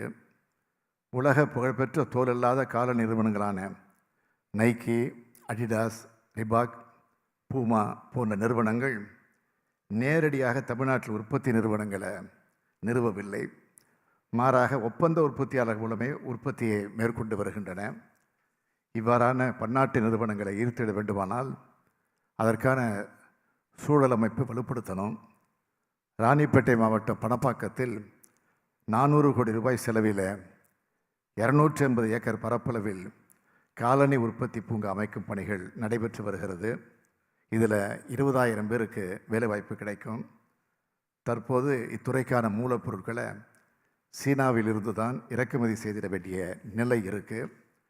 இப்பூங்கா அமைவதன் மூலமாக காலனி உற்பத்திக்கு தேவையான மூலப்பொருட்களையும் நாமே தயாரிக்க முடியும்.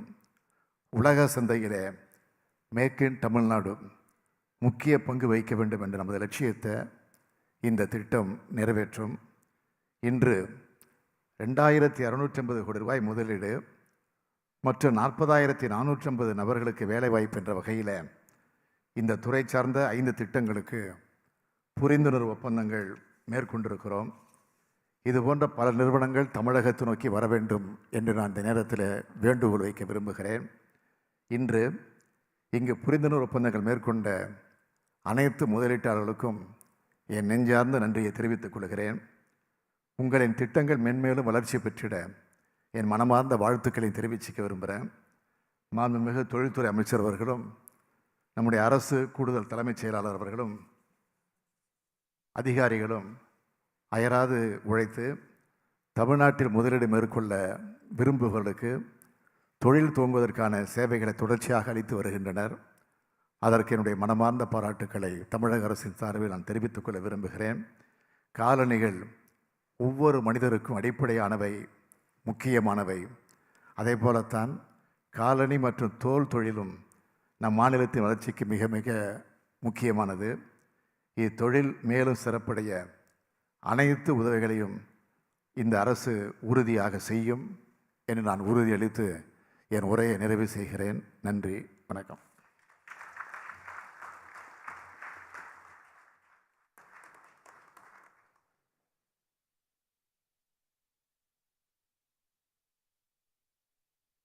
மிக்க நன்றி ஐயா.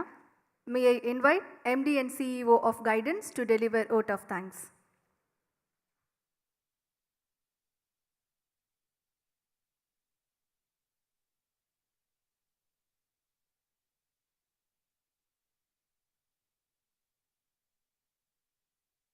அனைவருக்கும் வணக்கம். Very good morning to all. It is my privilege to propose the vote of thanks on the special occasion. முதற்கண் இந்நிகழ்ச்சிக்கு தலைமையேற்று சிறப்பித்து உரையாற்றி தமிழ்நாடு காலணி மற்றும் தோல் பொருட்கள் கொள்கையை வெளியிட்டதற்கு மாண்புமிகு தமிழ்நாடு முதலமைச்சர் அவர்களுக்கு எங்களது மனமார்ந்த நன்றிகளை தெரிவித்துக் கொள்கிறோம். இவ்விழாவில் கலந்து கொண்டு சிறப்பித்த மாண்புமிகு தமிழ்நாடு தொழில் முதலீட்டு ஊக்குவிப்பு மற்றும் வர்த்தகத்துறை அமைச்சர் அவர்களுக்கும், மாண்புமிகு குறு சிறு மற்றும் நடுத்தர தொழில் நிறுவனங்கள் துறை அமைச்சர் அவர்களுக்கும் எங்களது மனமார்ந்த நன்றிகளை தெரிவித்துக் கொள்கிறோம். I would also like to thank the respected Chief Secretary for gracing this occasion and setting the framework for this sector and the path ahead in a special address. Thanks to their special guidance and continuous support, we have been able to organize this footwear and leather sector conclave successfully. I thank Mr. Jonathan Ram, CEO Clarks International, for his gracious presence and addressing the gathering. I also thank Mr. Rajkumar Gupta for his participation. I would like to thank Mr. Selvam, Executive Director, CLE, for his inputs for the policy, support, and participation in the event. I would also like to thank captains of the global footwear industry and associations for responding to our invite and taking the time and effort to participate virtually and speak on the prospects of the footwear sector in Tamil Nadu.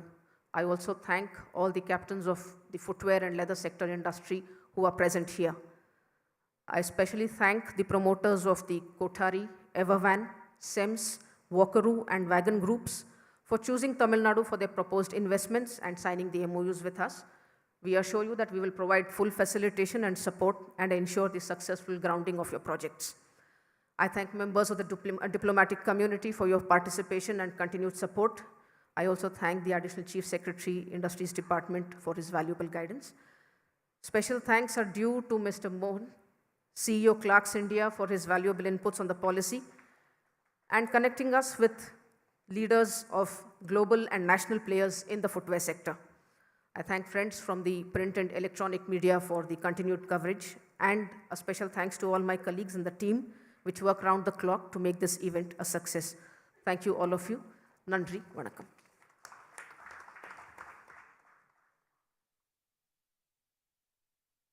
Thank you, ma'am. நாட்டு பண்பாடு சென்னை அரசு மருத்துவக் கல்லூரி மாணவ மாணவிகளை அன்புடன் அழைக்கின்றோம். அனைவரும் எழுந்து நிற்குமாறு அன்புடன் கேட்டுக்கொள்கின்றோம். I request everyone to rise for the national anthem.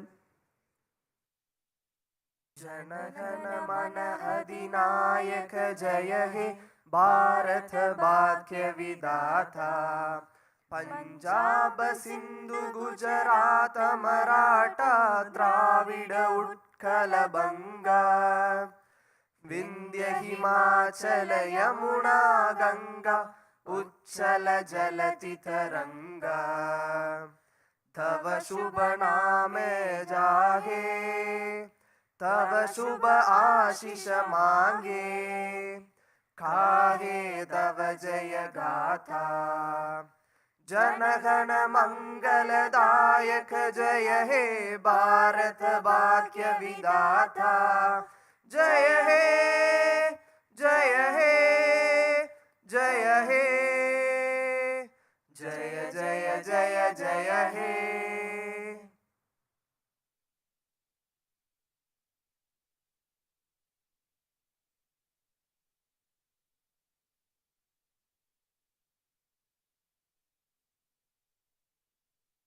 Now we have a short 15-minute break followed by a panel discussion on emerging trends in footwear and leather products, the way forward for Tamil Nadu. Thank you.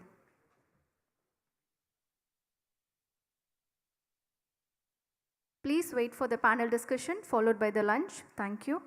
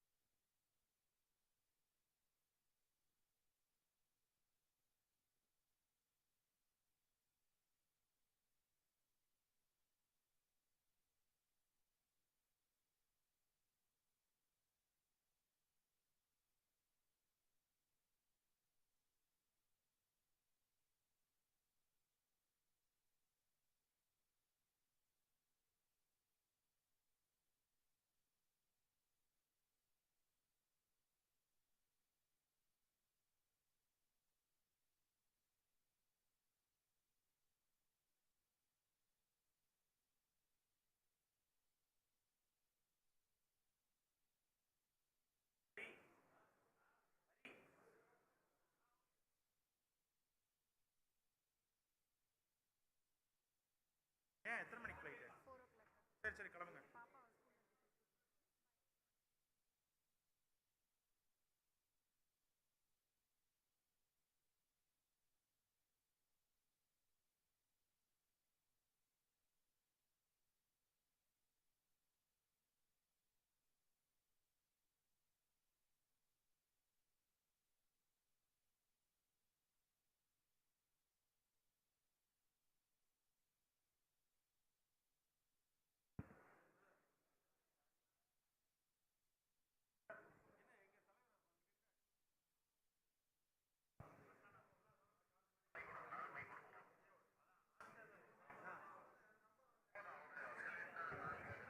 Check.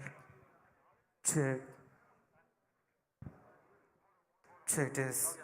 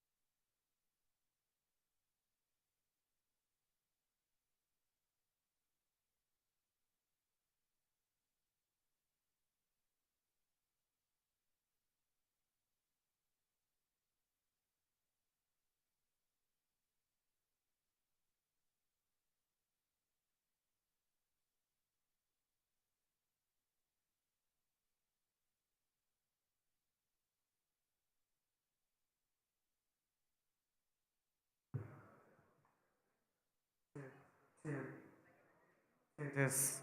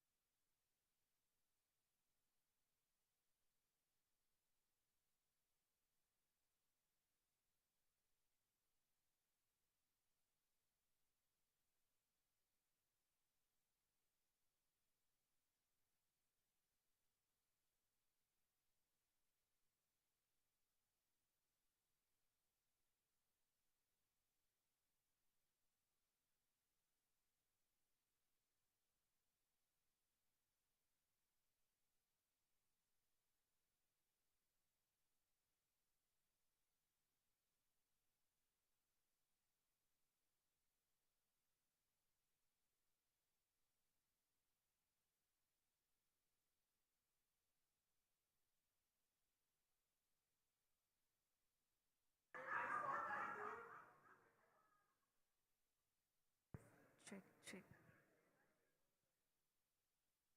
Kindly requesting everyone to join for panel discussion on emerging trends in footwear and leather products, the way forward for Tamil Nadu. I repeat, kindly requesting everyone to join for panel discussion on emerging trends in footwear and leather products, the way forward for Tamil Nadu. Thank you.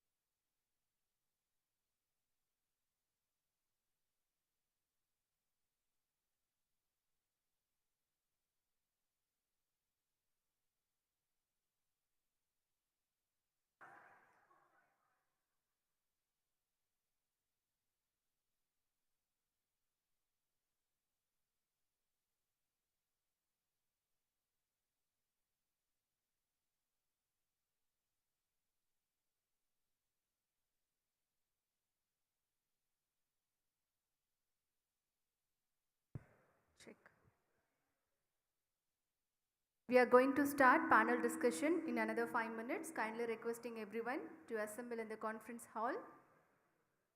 I repeat, we are going to start panel discussion within 5 minutes, kindly requesting everyone to assemble in conference hall.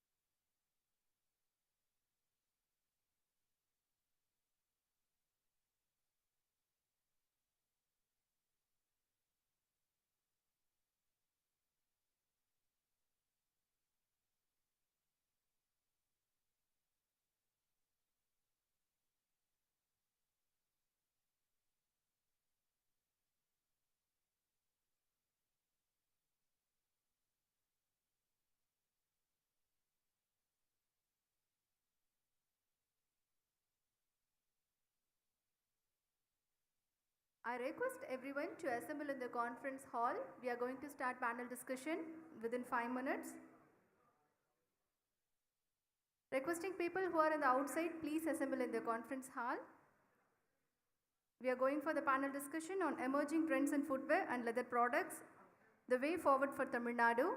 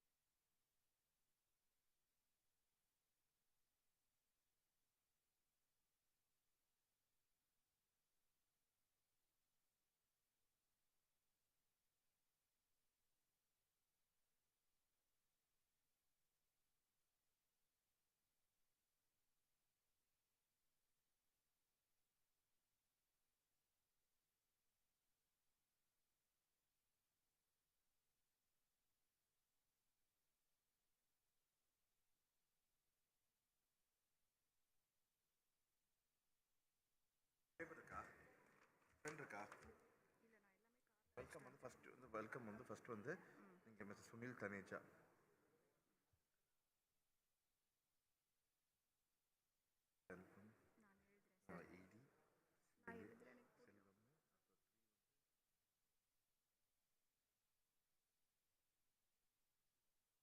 Pradeep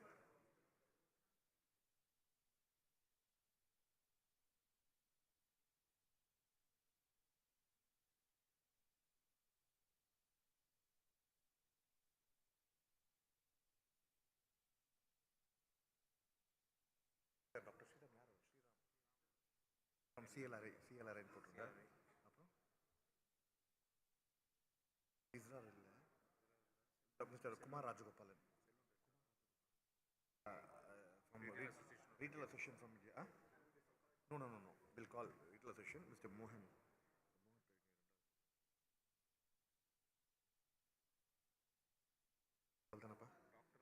Doctor ஏதோ ஒன்று mister doctor மோகன் lakhs India okay இப்போ வந்து அதெல்லாம் என்ன இதை பார்த்து loose பண்ணி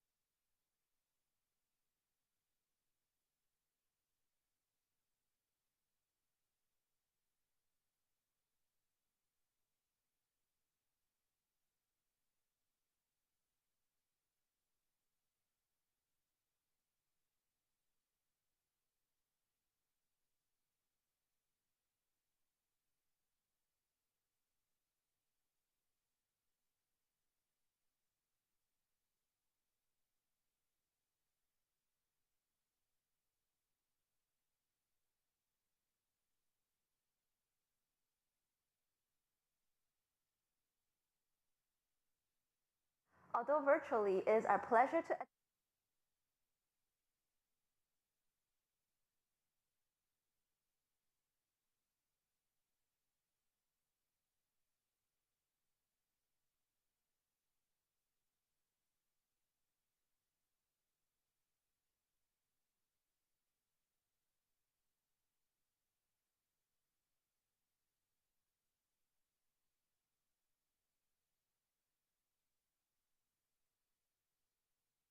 Good afternoon, everyone.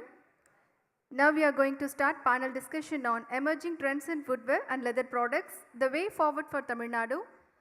First, I would like to call upon Additional Chief Secretary Industries onto the stage.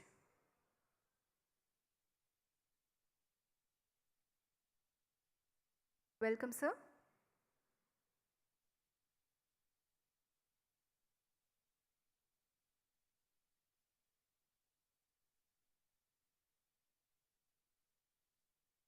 And next, I would like to welcome Dr. Mohan Clarks India onto the stage.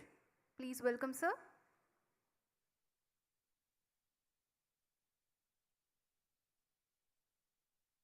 I would like to welcome Mr. Sunil Taneja, Chair SEZ. Please welcome, sir.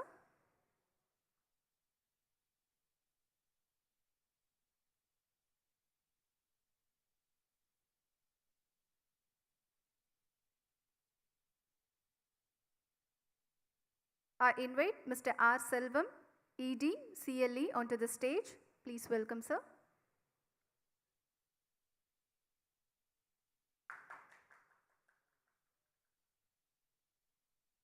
Next, I would like to welcome Dr. K.J. Sriram, Director, CSIR, CLRJ onto the stage. Please welcome, sir. Next, I would like to welcome Mr. Kumar Rajagopalan, CEO, Retail Association of India onto the stage. Please welcome, sir. People who are sitting in the back, please come forward. And next, I would like to welcome MD and CEO of Guidance, Ms. Pooja Kulkarni, to presentation on Footwear and Leather Product Policy 2022.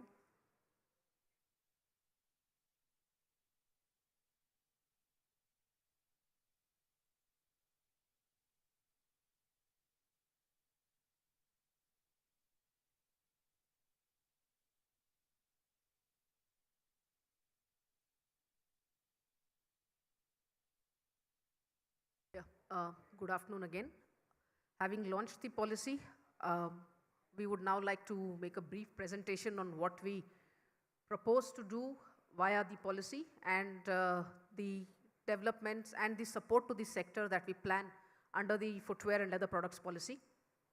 Next. Of course, many speakers during the event stressed what is the advantage that Tamil Nadu offers for the sector. In terms of a legacy, the leather footwear sector, the leather product sector is already well established. We are contributing significantly to the sector itself for the leather and leather footwear, leather products. In terms of a single state contributing to the national output and exports, of course, we stand head and shoulders above the rest of the states.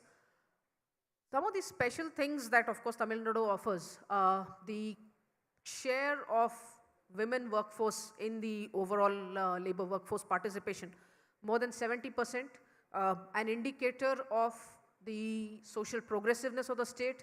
Women work across 3 shifts, not just in this sector, in other electronic sectors also we see a nearly all women workforce, and that is something that contributes to our productivity also. It is also an indicator of the safe environment that the state is able to provide to its workforce to work across 3 shifts.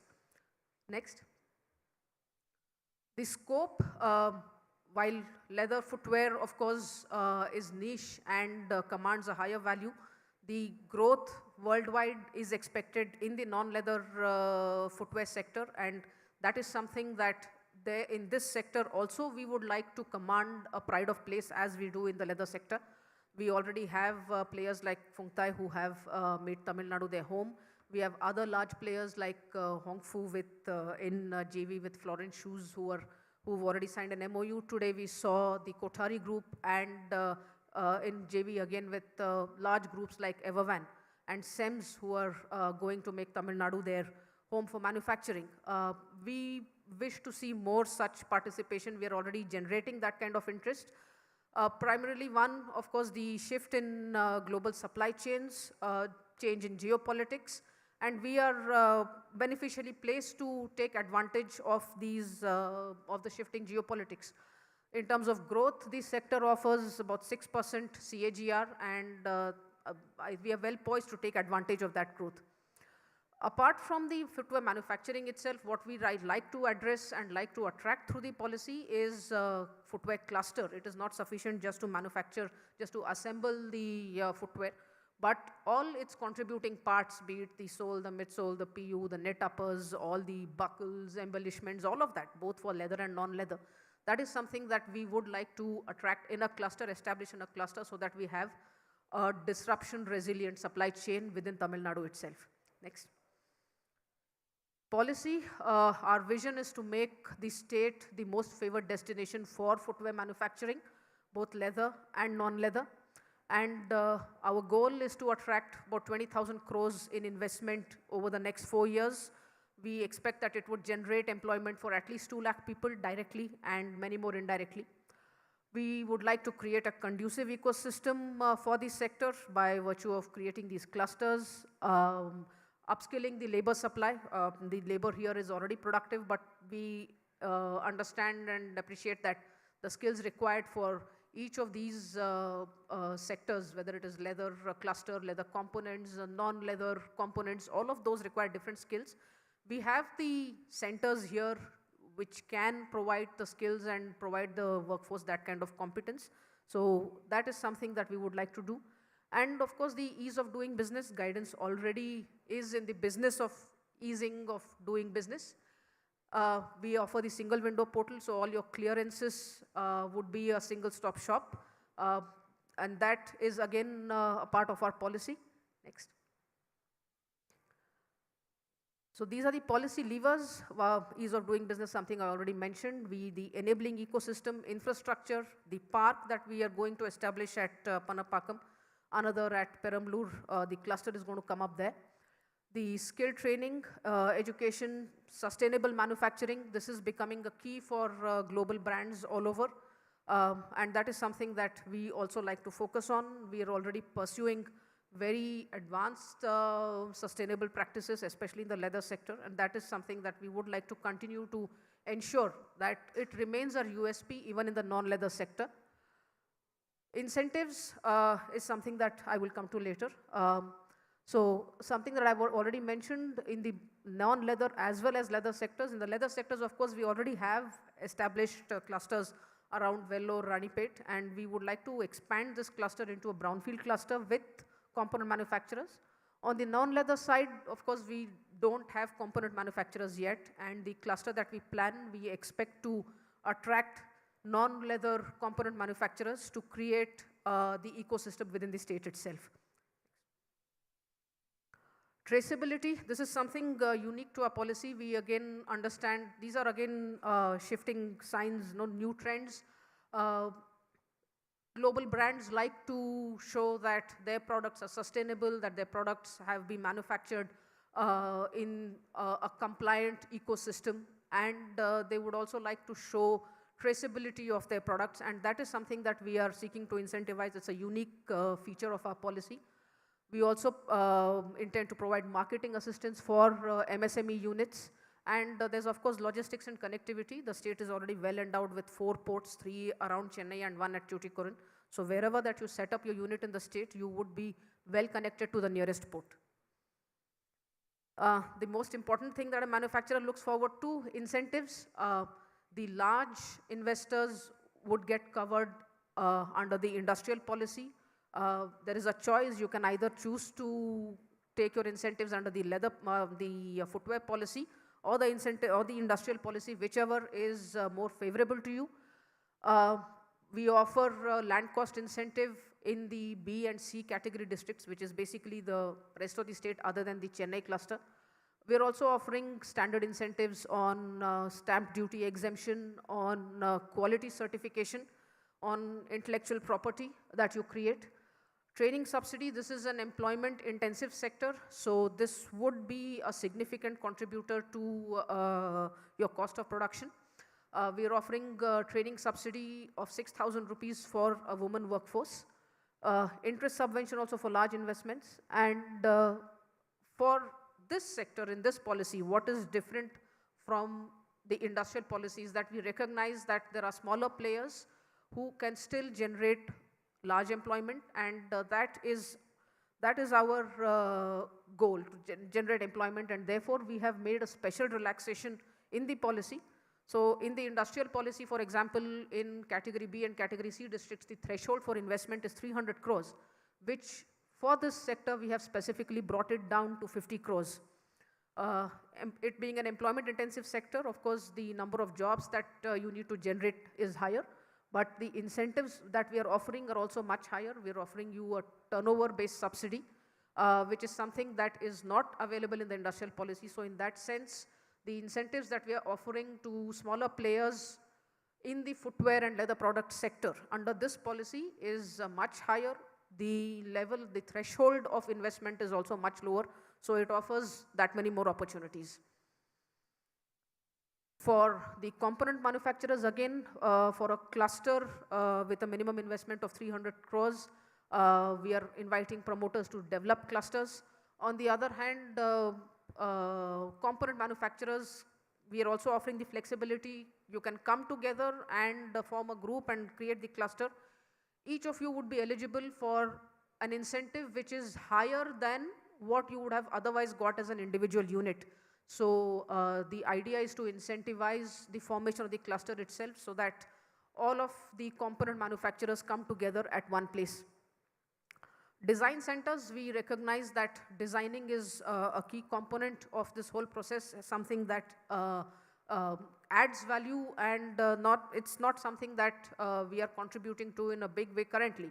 And that is something that we would like to promote. So for design centers also we have incentives under the policy. As far as the MSME units are concerned, the units can avail incentives under the MSME policy itself. And if eligible under the lower thresholds in the leather and footwear products policy, then it's a choice of the unit. You could choose whichever incentives work out best for you. This I've already spoken about, traceability incentives and marketing and also transport. This is for units which shift their manufacturing from one country to Tamil Nadu. So the cost of logistics in shifting your unit itself also would be incentivized. So if you're shifting your existing production unit in another country into Tamil Nadu, we would be subsidizing part of the logistics cost. Thank you. This was a brief on the policy. The policy is hosted on our website. I request you all to go through the policy and welcome all of you to invest in the state. I now request the Additional Chief Secretary, Industries Department, to commence the panel discussion. Thank you.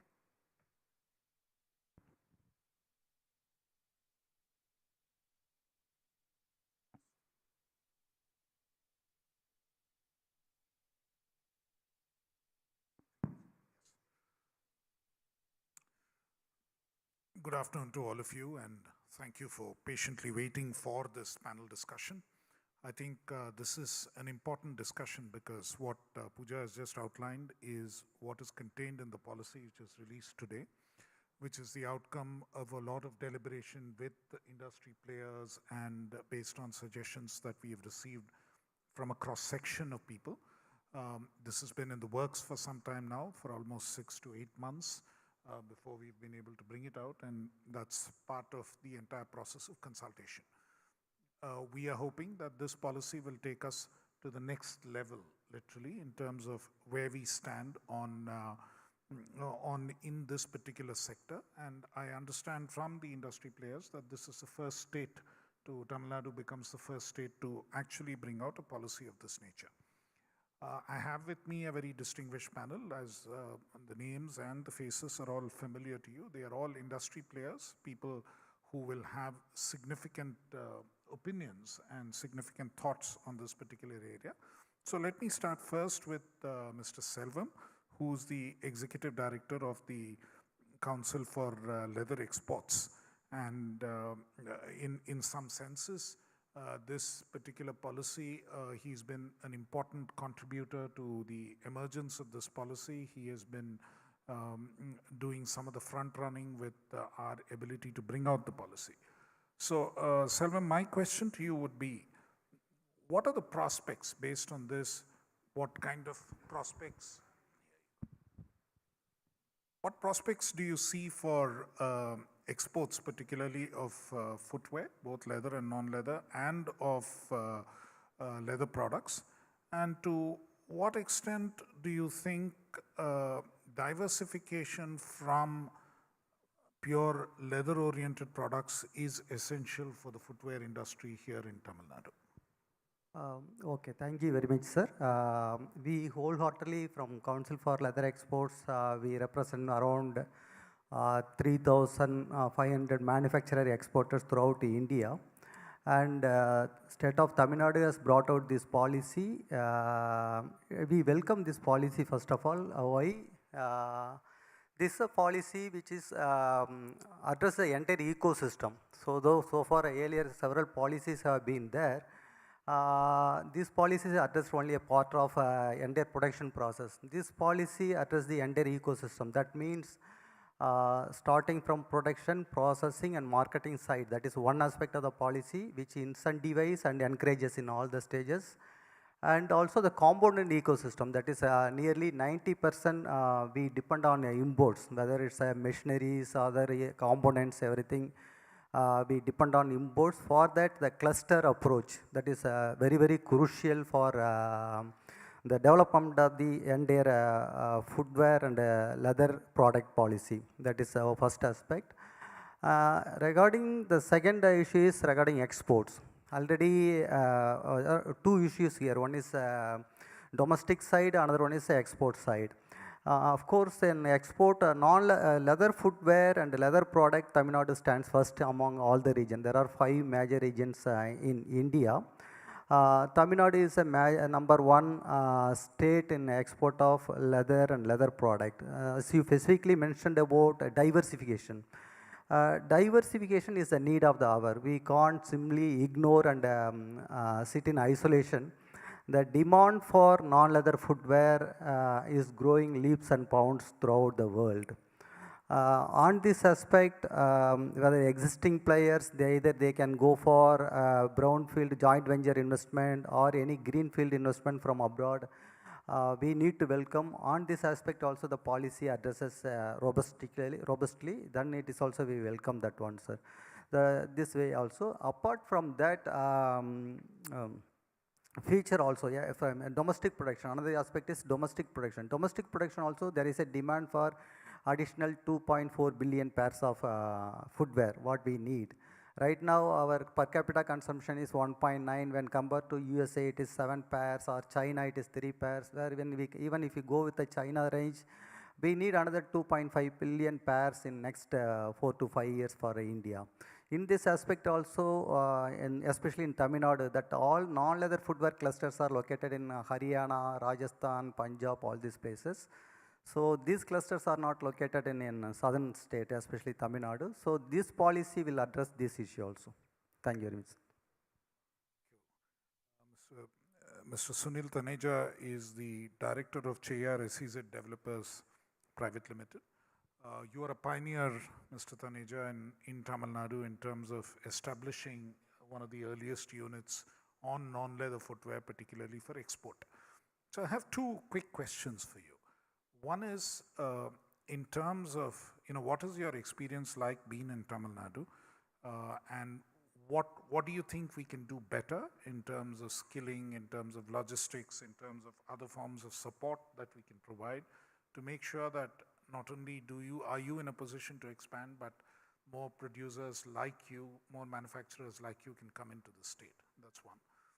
The second question I have for you is, In terms of the components, currently a significant proportion of the components are actually imported, and what we are doing here is assembling them. Is there something that we can do to move up the value chain? That is something which the policy intends to do, and to that extent, in your view, does the policy do enough to bring in more of the component manufacturers into the state so that more of the value addition takes place here in Tamil Nadu? Thank you, sir, for giving us an opportunity to come here and address. Just to give you a bit of a background, we started our search, Conclave Group and my association with the footwear business, we started looking at India as a potential source for Nike way back in 2002. And it was in 2006 that we signed an MOU with the government of Tamil Nadu. And Tamil Nadu had a very strong leather background, and plus the benefits of connectivity, etc. And we zeroed in on Tamil Nadu. And since our first production unit started in 2008, so it's been 14 years that we have been here. And today, as we talk, we have 37,000 people working, and we have 2-3 locations. And I think it's a success story. The only thing is that it's been 14 years. We were expecting a lot more players to come in, but they haven't come up because of whatever reasons. And it's now that the state has taken a very proactive approach. As of now, we are still the only one on the ground, but it's really visionary of the state government to come out and take an aggressive position on non-leather footwear, which I think is the first in India. We should all be very proud of that. I have not come across any such sector-specific focus. And let me tell you, sir, it's bullseye, because today everybody wants jobs. And here we are assuring that there are jobs, especially for women. So it's very much the right approach, and the policy has just been out a couple of hours, so I have really not gone through in detail. But what I can sense is that, I would compliment government of Tamil Nadu that they have understood the non-leather footwear industry better than perhaps some of the players in India. It sounds funny, but the way you have comprehended and sort of put in a vision about what the problems are. So all in all, sir, I think it's the right approach and proactive. Just to give you some statistics for the state of Tamil Nadu, for which I speak. Sir, forget about Vietnam, which is a huge giant in footwear exports. Let's take the closer one is Indonesia. I happen to work there, and I know the issues there. So they do close to about $4 billion worth of footwear exports. And India, we are about close to $2 billion. We can discount, Mr. Mohan can add a point. It's something that we can just catch up. And why India? Tamil Nadu can catch up. Just in terms of pairage, if you take 80% as sports footwear, Indonesia does about 300 million pairs. Okay, so 240 million is sports footwear. I think Tamil Nadu, with the ecosystem that we have, we are right now whatever we are. But if we put our position and say 10 times what I'm doing right now, Tamil Nadu can beat Indonesia, which is possible, which is doable. And I think from that perspective is the opportunity that Tamil Nadu has. So again, I would compliment government of Tamil Nadu to see all this opportunity. And I must compliment also the speech given by the Honorable CM was very focused, very crisp, carried out all the relevant points. So I think Tamil Nadu will surely be the ultimate destination. Coming to your second question, sir, again, here we are all grappling around. One of the reasons why perhaps we could not grow as fast as we wanted was because of the lag in our component support. Today we are still importing a lot of our raw materials. We are close to 80% of our raw material cost would be still imported, more than 80%. And this is a great opportunity for all of us to invest into, because that's the ecosystem. If we have the component industry, the growth would be faster. The manufacturing companies would trust India because they can get their product faster. So there is a little lag time that we have to inbuilt in. India becomes a little more expensive because we have to import everything in terms of delivery times, in terms of schedules. So I think it's a good effort that you have made the cluster, the Panapakam. I'm very excited to see that concept, and we would go back to our to Taiwan and to see if we can get some component manufacturers interested into India. Sir, what they need, we've been talking to them over the last so many years, is a good ecosystem where they are not exposed to the cultural divide. Because please understand, there's a cultural divide in the way we work and these foreign companies work. So if the government can hold a bit of a hand of the component industry, the footwear manufacturers are big and giant. You know, they have multi-country operations. But these component manufacturers are, in our terms, SMEs, bigger size SMEs. So if they can get the confidence that they will be, protected against the conditions here, that's the direction that they will surely encourage, and they would rather trust the government than anybody else. So surprising, but it's better that way. And I think going forward, if we can get the component industry to back up, I'm sure Tamil Nadu is going to be the ultimate destination. Thank you.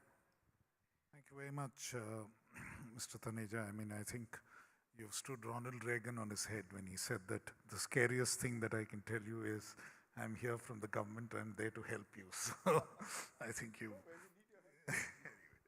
So I'm glad to hear. And let me now go to Dr. Mohan, who's the CEO of Clark's Reliance Footwear Private Limited India. And you've also contributed significantly to the way that this policy has finally evolved, and that probably accounts for what Mr.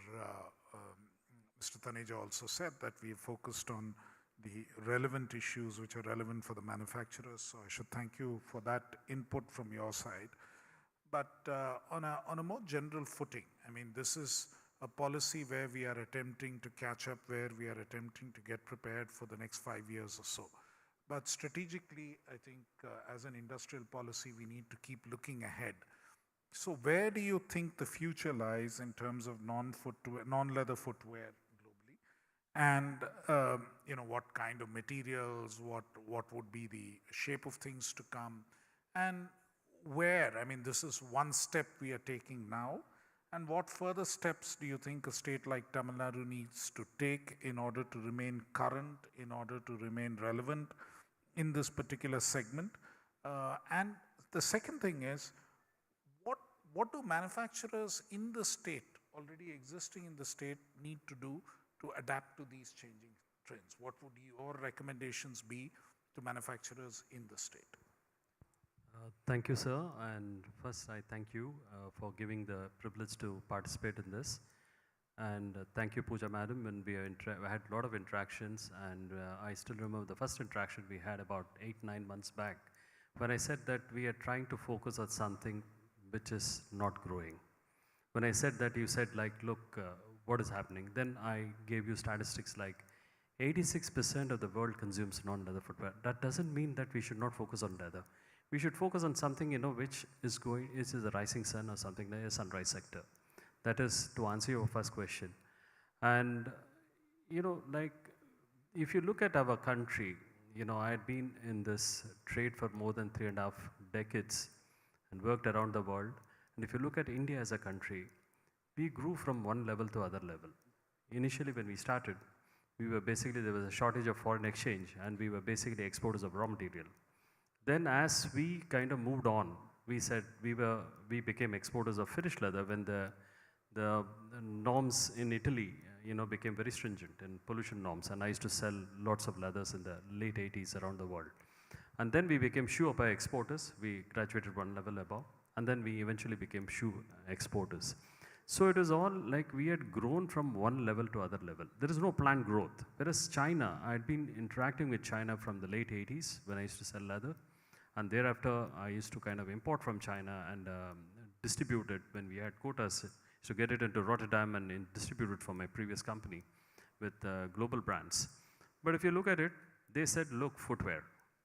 We really don't care whether it's leather or non-leather or any of this thing. It is an industry which gives employment to people. Let's create an ecosystem. Someone like Bob spoke about the tier 2, the Walmart gentleman, he spoke about the tier 2 suppliers basically. Tier 2 supplier meaning create an ecosystem of components, componentry like the PU material and those kind of things. See, when you look at the non-leather footwear, where is the challenge which comes in? PU, for example, it requires scale. So recently I had an interaction with one of the largest PU material manufacturer in Taiwan. You know, he called me out of the blue and he wanted some inputs and other this thing. Then I told him, what is it we need to do? I said, the only thing we need to do is, it's not a chicken or egg. You need to kind of look at the scale, which will give you an EBITDA of 15 to 20%. That should decide the scale which you want to create. The market is there. The exporters will buy, and then the domestic market, I used to work very closely with Mr. Rajkumar Gupta of the domestic SIFI and other this thing. We recently conducted a survey in SIFI, and we paid a lot of money to just understand what is this market, how it's going to play out over the next 4 to 5 years. So it's a phenomenal opportunity in non-leather, and that's why in this policy will address all those kind of materials, the ecosystem, material ecosystem. Because, you know, like in the consultation discussion also once we had, there were some different opinions. But unless and until we create a value of 40% and above, this industry will not grow. We need to, that is what, you know, China had that policy, and that's a reason, you know, China could create a phenomenal ecosystem. Scale is something, there are limitations in the footwear. I had been selling leather footwear all my life. I am not, you know, around the world. All my life I have been selling only leather footwear. There are some limitations. Whereas if you want to scale up and provide a lot of employment, non-leather footwear is a phenomenal opportunity which we have. Recently, last 1-2 years, despite the COVID, I had the opportunity to visit Indonesia too, like where what Sunil had been talking about. I had seen Indonesia some 20 years back. And I see the Indonesia now, it's completely different. If you look at the modernization in terms of small gadgetry and other things, the factories where I visited is unbelievable. Jojo Armani is made in Indonesia. When it's got, you know, like I'm saying, like those are some of the, they are completely upgraded themselves. I'm feeling that we need to get out of that mindset of thinking incremental and need to kind of go whole hog on this. And Tamil Nadu, this is a fantastic policy document. In fact, I've been speaking to various people in the industry, in Taiwan shoe industry, whom I knew, whom I used to, the connections are from right from a day when I used to sell leathers to them in the late 80s and early 90s. Everyone is looking at a new base. There has been Vietnam disruptions in Vietnam, like Sunil said, Indonesia. Having seen Indonesia, I know the labor issues and other things. I'm not criticizing that, but we are much better off Tamil Nadu as a country. In fact, I can say, I don't want to say publicly, there are a couple of organizations which decided to kind of stop the expansions in Indonesia and look Tamil Nadu. I'm telling you that's a great thing because, you know, like Sunil rightly pointed out, people feel welcome out here. The government machinery and other thing, people feel welcome out here and they trust the government more than the individuals, and it's a fact. It's a fact, you know, I'm not trying to please you, ma'am or sir. I'm saying that it's a fact that they feel very comfortable. They feel very comfortable, and I am witness to some of the discussions which we have been having. So it's phenomenal, it's very, very professional, they feel. So that's a major point. Coming back to the opportunities in non-leather footwear is phenomenal. My friend, Mr. Rajkumar Gupta will vouch. We did a survey. Like Mr. Selvam said, 1.9 pairs per person is the consumption. In the last 10 years, from 0.9, it became 1.9. And what is going to happen over the next 7 years? The number what we have is 3.5. 3.5 of 1.4 billion pairs. You know, you can count the number of pairs it will create. 90% of the footwear consumed in this country is non-leather footwear. 90% of the footwear consumed in this country is non-leather footwear, and there is a great trend, even a company which I represent, Clarks. which used to be a black and brown company. We have a very good presence in this Tamil Nadu, for example. 10 million pairs worth $190 million is sourced from Tamil Nadu. And we have stuck there because like we spoke about the sustainability, traceability, and ethical business practices, which we stand for as a company. And Tamil Nadu offers, and the manufacturers out here offer us all these things. So we are very, very comfortable. But if you look at being a black and brown company for more than 200 years, if you look at our non-leather portion is increasing substantially. The best-selling product in this country is a non-leather product, where we have 75 to 80% sell-through, full price sell-through. So I'm saying that's a great opportunity on non-leather. To summarize, you ask your question, what we should do for the leather footwear, existing leather footwear manufacturer. See, India has been always viewed by many of the buyers, who are on the panel virtually would agree, a men's leather bastion or sandals. We have to kind of move into adjacent segments like fashion, ladies, women's footwear. Those are the kind of segments which we need. And for that, why we are not able to go? Lack of skill? No. Lack of componentry. So that is what I would suggest, that we should move to the next adjacent segments and look at the componentry in a much more, and encourage world-class players to come in, scale. And that's a mindset which we need to kind of have. Thank you very much, sir, and once again, thanks a lot. Thank you very much. Now I turn to Dr. KJ Sriram, who's the director of the CSIR Central Leather Research Institute, which has been here in Chennai ever since inception for a number of decades. And probably the presence of institutions like CISR is what has fueled, CLRI is what has fueled the Tamil Nadu's position in this particular industry. Sir, to you, my question really is, do you think the present industry-academia collaboration is adequate, and what more do you think that the government can do, specifically the government of Tamil Nadu can do, to encourage the industry-academia linkage? We are trying to do it in other sectors already. What more can we do in this sector? That was one question. And the second is, there is one element of this policy which deals with design and the higher elements of what needs to be done, and that is something that the speakers before you have also addressed. And there's a second element of it, which is skill in terms of what the shop floor level workers will offer, where the Sector Skill Council and other players are also involved. So what is it that we can do to further fuel both the higher end skills and the lower end skills, and what courses can we offer in government institutions and other institutions? What courses can we encourage them to offer through our universities, polytechnics, and ITIs? Thank you. Thank you, sir. So the first place with respect to the industry linkage of the research. With respect to leather and Tamil Nadu, it was in 1945 that for the first time we had this academy research industry being set up as a linkage with respect to leather. The university system wanted a research institution, central government set up the CLRI here, and right from the beginning the industry was with us. And this transition of a trader of raw hides and skins to one of leather, footwear and product seller is attributed to the presence of this academy and research linkage with the industry. The research has also been working with the industry on policy, and that is one thing which is not there in many of the research industry linkages. Research understands the policy part as well as the industry, and so when we talk policy, we also say whether the R&D is ready for that policy or not. So that's one good segment which exists with respect to the leather industry in this country. One challenging point, if I may look at, is that we do not have a R&D in leather sector which goes and works with the R&D in the institutional side.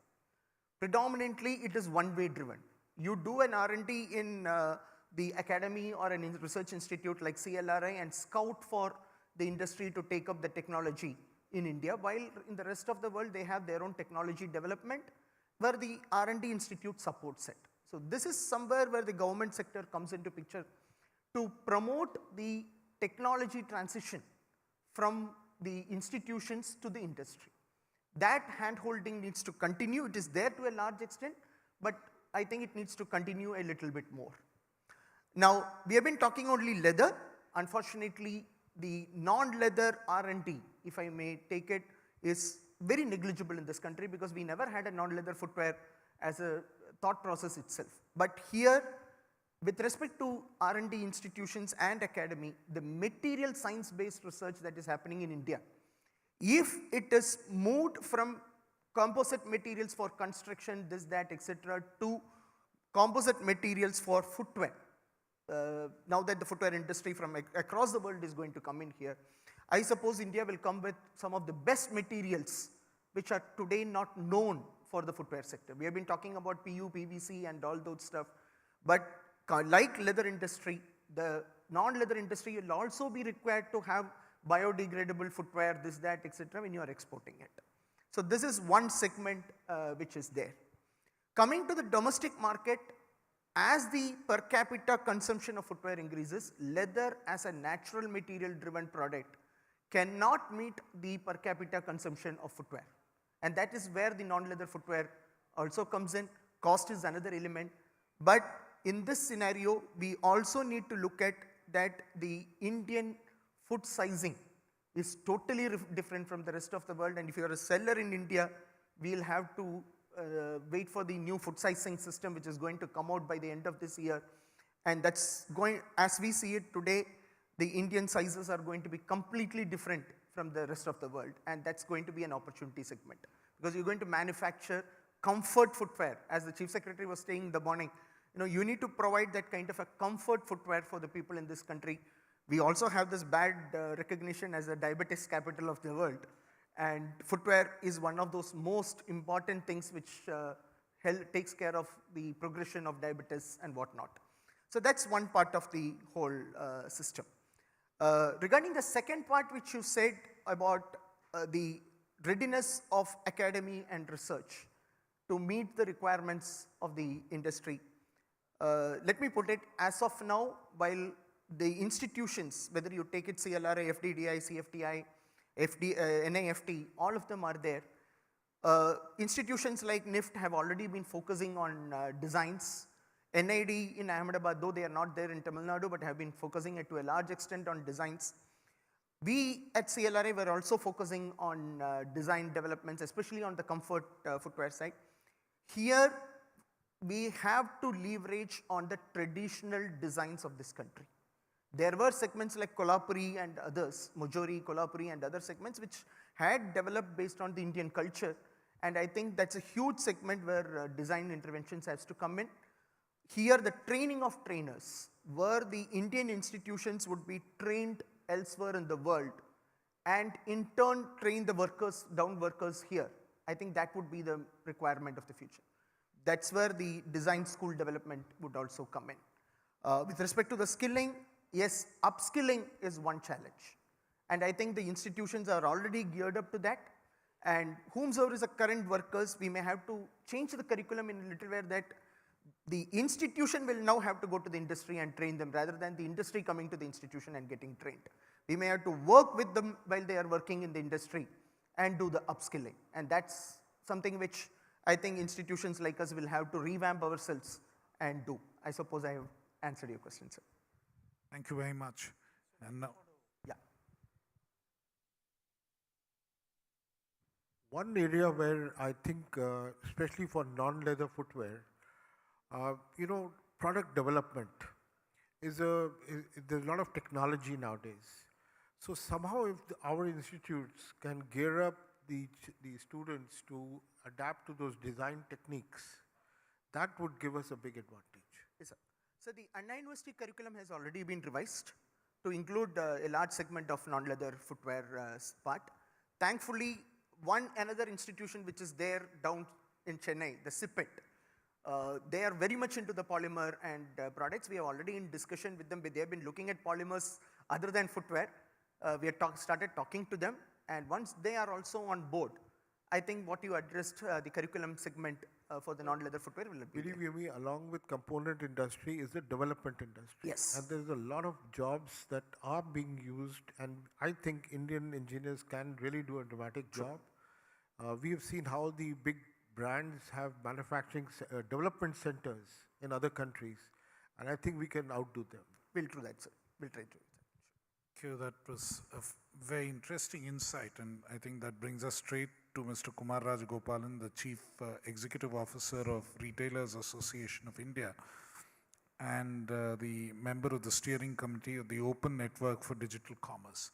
Do you have two questions, one leading straight from what Dr. Sriram said, which is about comfort footwear for the Indian market. From what you understand of the retail segment in India, what is it that we need to adapt from a policy perspective to make sure, because our market itself is fairly big and many of the manufacturers who look at India and Tamil Nadu don't look at it only for the sake of exports, but also for the sake of the large market that we have, and the potential to grow has also been highlighted. So what is it that we have to adapt in terms of design and what the customers actually desire? And that is something that as a retail representative, you will know it firsthand. And the second question I have is more related to your ONDC role, saying that our policy now is intended to encourage a large number of MSMEs. Tamil Nadu already is home to the largest number of MSMEs also in the country. And what is it that networks like ONDC can actually do to link many of these MSMEs into the retail market directly, so that they are able, including the leather sector, including the footwear sector, they are able to cater to the retail market directly? Thank you. So thank you for calling me here. I think first thing is that I think the first time that I've had an officer from the government asking us questions, it's the other way around in an open forum. So there's a lot of applause needed, there's a lot of guts needed. So I hope that people here can applaud. This is real open network. So normally it's the other way around. So thank you so much. I represent the Retailers Association of India. We represent almost all the modern retailers in the country, from within the country as well as people who come in from abroad. Most of the international brands are our members, and across this segment, across every part of consumption in the country, from garments to footwear to jewelry to eating out.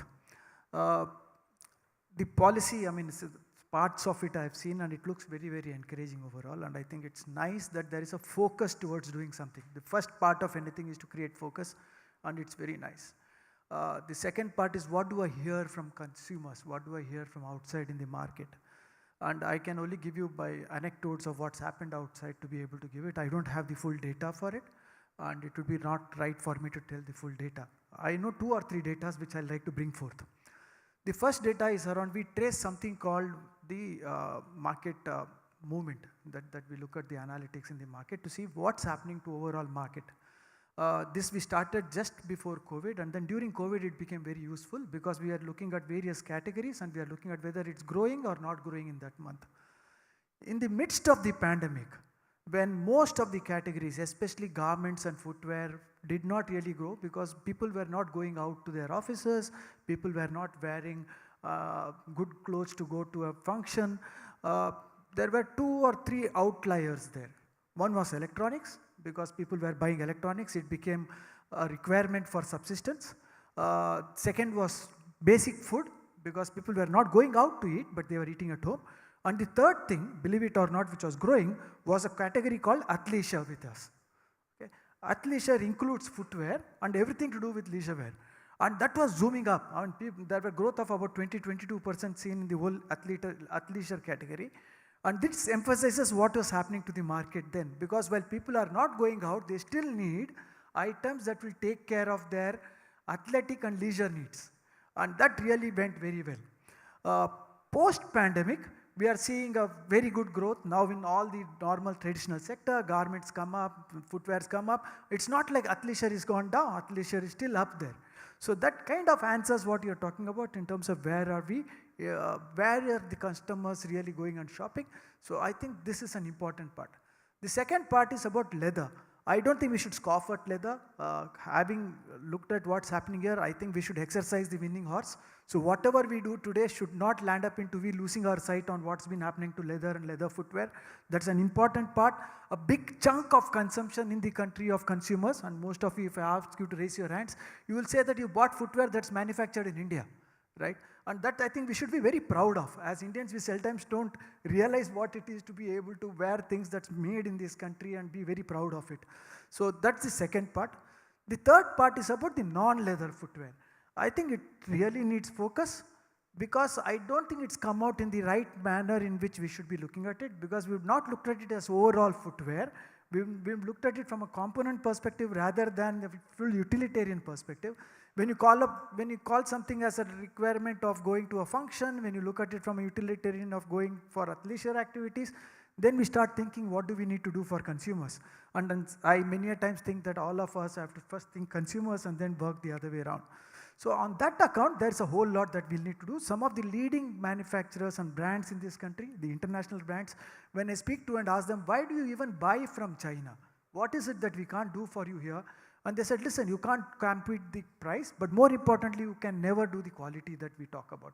The kind of binding that you need, the kind of sole you need, the kind of upper that you need, the kind of components that needs to go into a footwear, you can never do. And this happened to me about 1.5 years before. Very, very leading manufacturer, brand of footwear in this country, international brand, who was growing leaps and bounds even in the middle of the pandemic. And he said, you can't do it. And I think that's been irritating me for too long. And I'm very thankful to the government of Tamil Nadu to have looked at it very carefully and said, I'm going to do this with some focus. What is focused normally can be achieved. So thank you on that part. So I think the non-leather footwear overall should be really focused upon. It still comprises a big chunk. Various statistics, I think about 80-85% would still be non-leather. And that needs to be focused to make it really big for us within the country. Because all of us, if we walk around and say, I'm wearing a footwear that's manufactured in India when it's athleisure, I think we'd have reached that stage. Even if we don't look at the rest of the world, if you only look at the Indian population, and we are talking about this 3 times, 4 times, whatever, right? You're still talking about 3 billion, 4 billion, 5 billion pairs coming in for usage in the country. It's big. If we can augment it with the global that we normally can do, and I know that Tamil Nadu is very nicely focused on exports, I think we are at the right place. So both of this together, I think we should be able to achieve what we have. 2 things are happening in this country, and I'll stop there. One is, I call it as an aspirational concept, right? Most of us, even if we look at each of us who've been in India for more than 10, 12 years, if we normally travel or if we normally go, if we look at our bag, we normally have 1 or 2 pairs of footwear. Seldom ever do we say we have more. But now many of us would look at it from the point of view, what do I wear when I'm in the room? What do I do when I go for a walk? What do I do when I go to the restaurant? What do I do when I go for an official function? So I think our ability of aspirational consumption has come up. And that's a very wonderful news to think about, because unless you've seen it, you really don't go for it. And now we choose, this is the footwear, this is the food, this is the clothing. So we've got choice, it's not just clothing shelter like the traditional method. The second part is tectonic shift. And I'm calling it a tectonic shift because many of us went through real, it's like an Agni Pariksha that we went through when this whole pandemic happened. But there is a tectonic shift that's happened simultaneously. Not only is India now coming back with its full might to show its consumption and its ability to consume and therefore the GDP growth, India is also able to showcase that it can be the one place from where you can buy with much more guarantee of getting items. Because what's happening politically across the world is a big chance for us. Being a very large democracy, it's helping us. So I think all of us as manufacturers, brands can concentrate to make India the kind of place that one should look forward to buying from. And that's where we are. Sir, if you permit me, I would like to add a few things. I work very close with Kumar in retailer. See, footwear as a category in this country, I've been exposed to exports all my life, and the last 5-6 years, I've been looking at India as a country and the footwear consumption. Footwear is no longer a functional necessity to carry the body from A to B. It's a fashion statement. It's become a fashion statement reflecting individual attitudes, especially India being a population with more than 65% less than 35 years of age. It is going to be the fastest emerging category. That's what my first take on, to add on to what you said. Second, this policy, world consumes about 24.5 billion pairs. Mr. Selvam, I'm just about right. And it's growing about 2 to 3% globally. And we consume about 2.6%, which is 10% of the global share. We have every possibility if you focus on the non-leather footwear and, as I said, on the adjacent segments of leather footwear to have 20% of global share. And that's what I think we should aim at over the next 6 to 7 years. We have the policies in place. We have got a listening government. We have got a very enthusiastic, supportive policies in place. And I think now the challenge is the industry has to come forward to it. Thank you, sir. Thanks. Thank you. Thank you all. I think that was a very, very interesting session where we heard a range of views from, where the ministry in the government of India looks at policy, from two industry specialists in terms of what their understanding of what needs to happen, from the academia research institute in terms of how they are supporting it, and finally from the consumer end of it. And I think I can assure you, Mr. Kumar, that we've tended to ask questions, we have tended to listen to people, and that's what helps us, brings out at least a policy which would at least work halfway, because I think it's very important for us to listen to input, listen to feedback, and listen to what needs to be said. And frankly, I mean, much as we may bring out a policy, much as we may do a road show, much as we may do events like this, our best ambassadors are people who work with us, who have invested here and who have been successful, because then that becomes really, their feedback becomes really important, and hopefully that's something we will take away from each of these sessions. Let me thank all the panel members for having given us your very, very valuable insights into the footwear sector, into the leather sector, and how we can take this policy forward to actually enable Tamil Nadu to retain a dominant position in this area.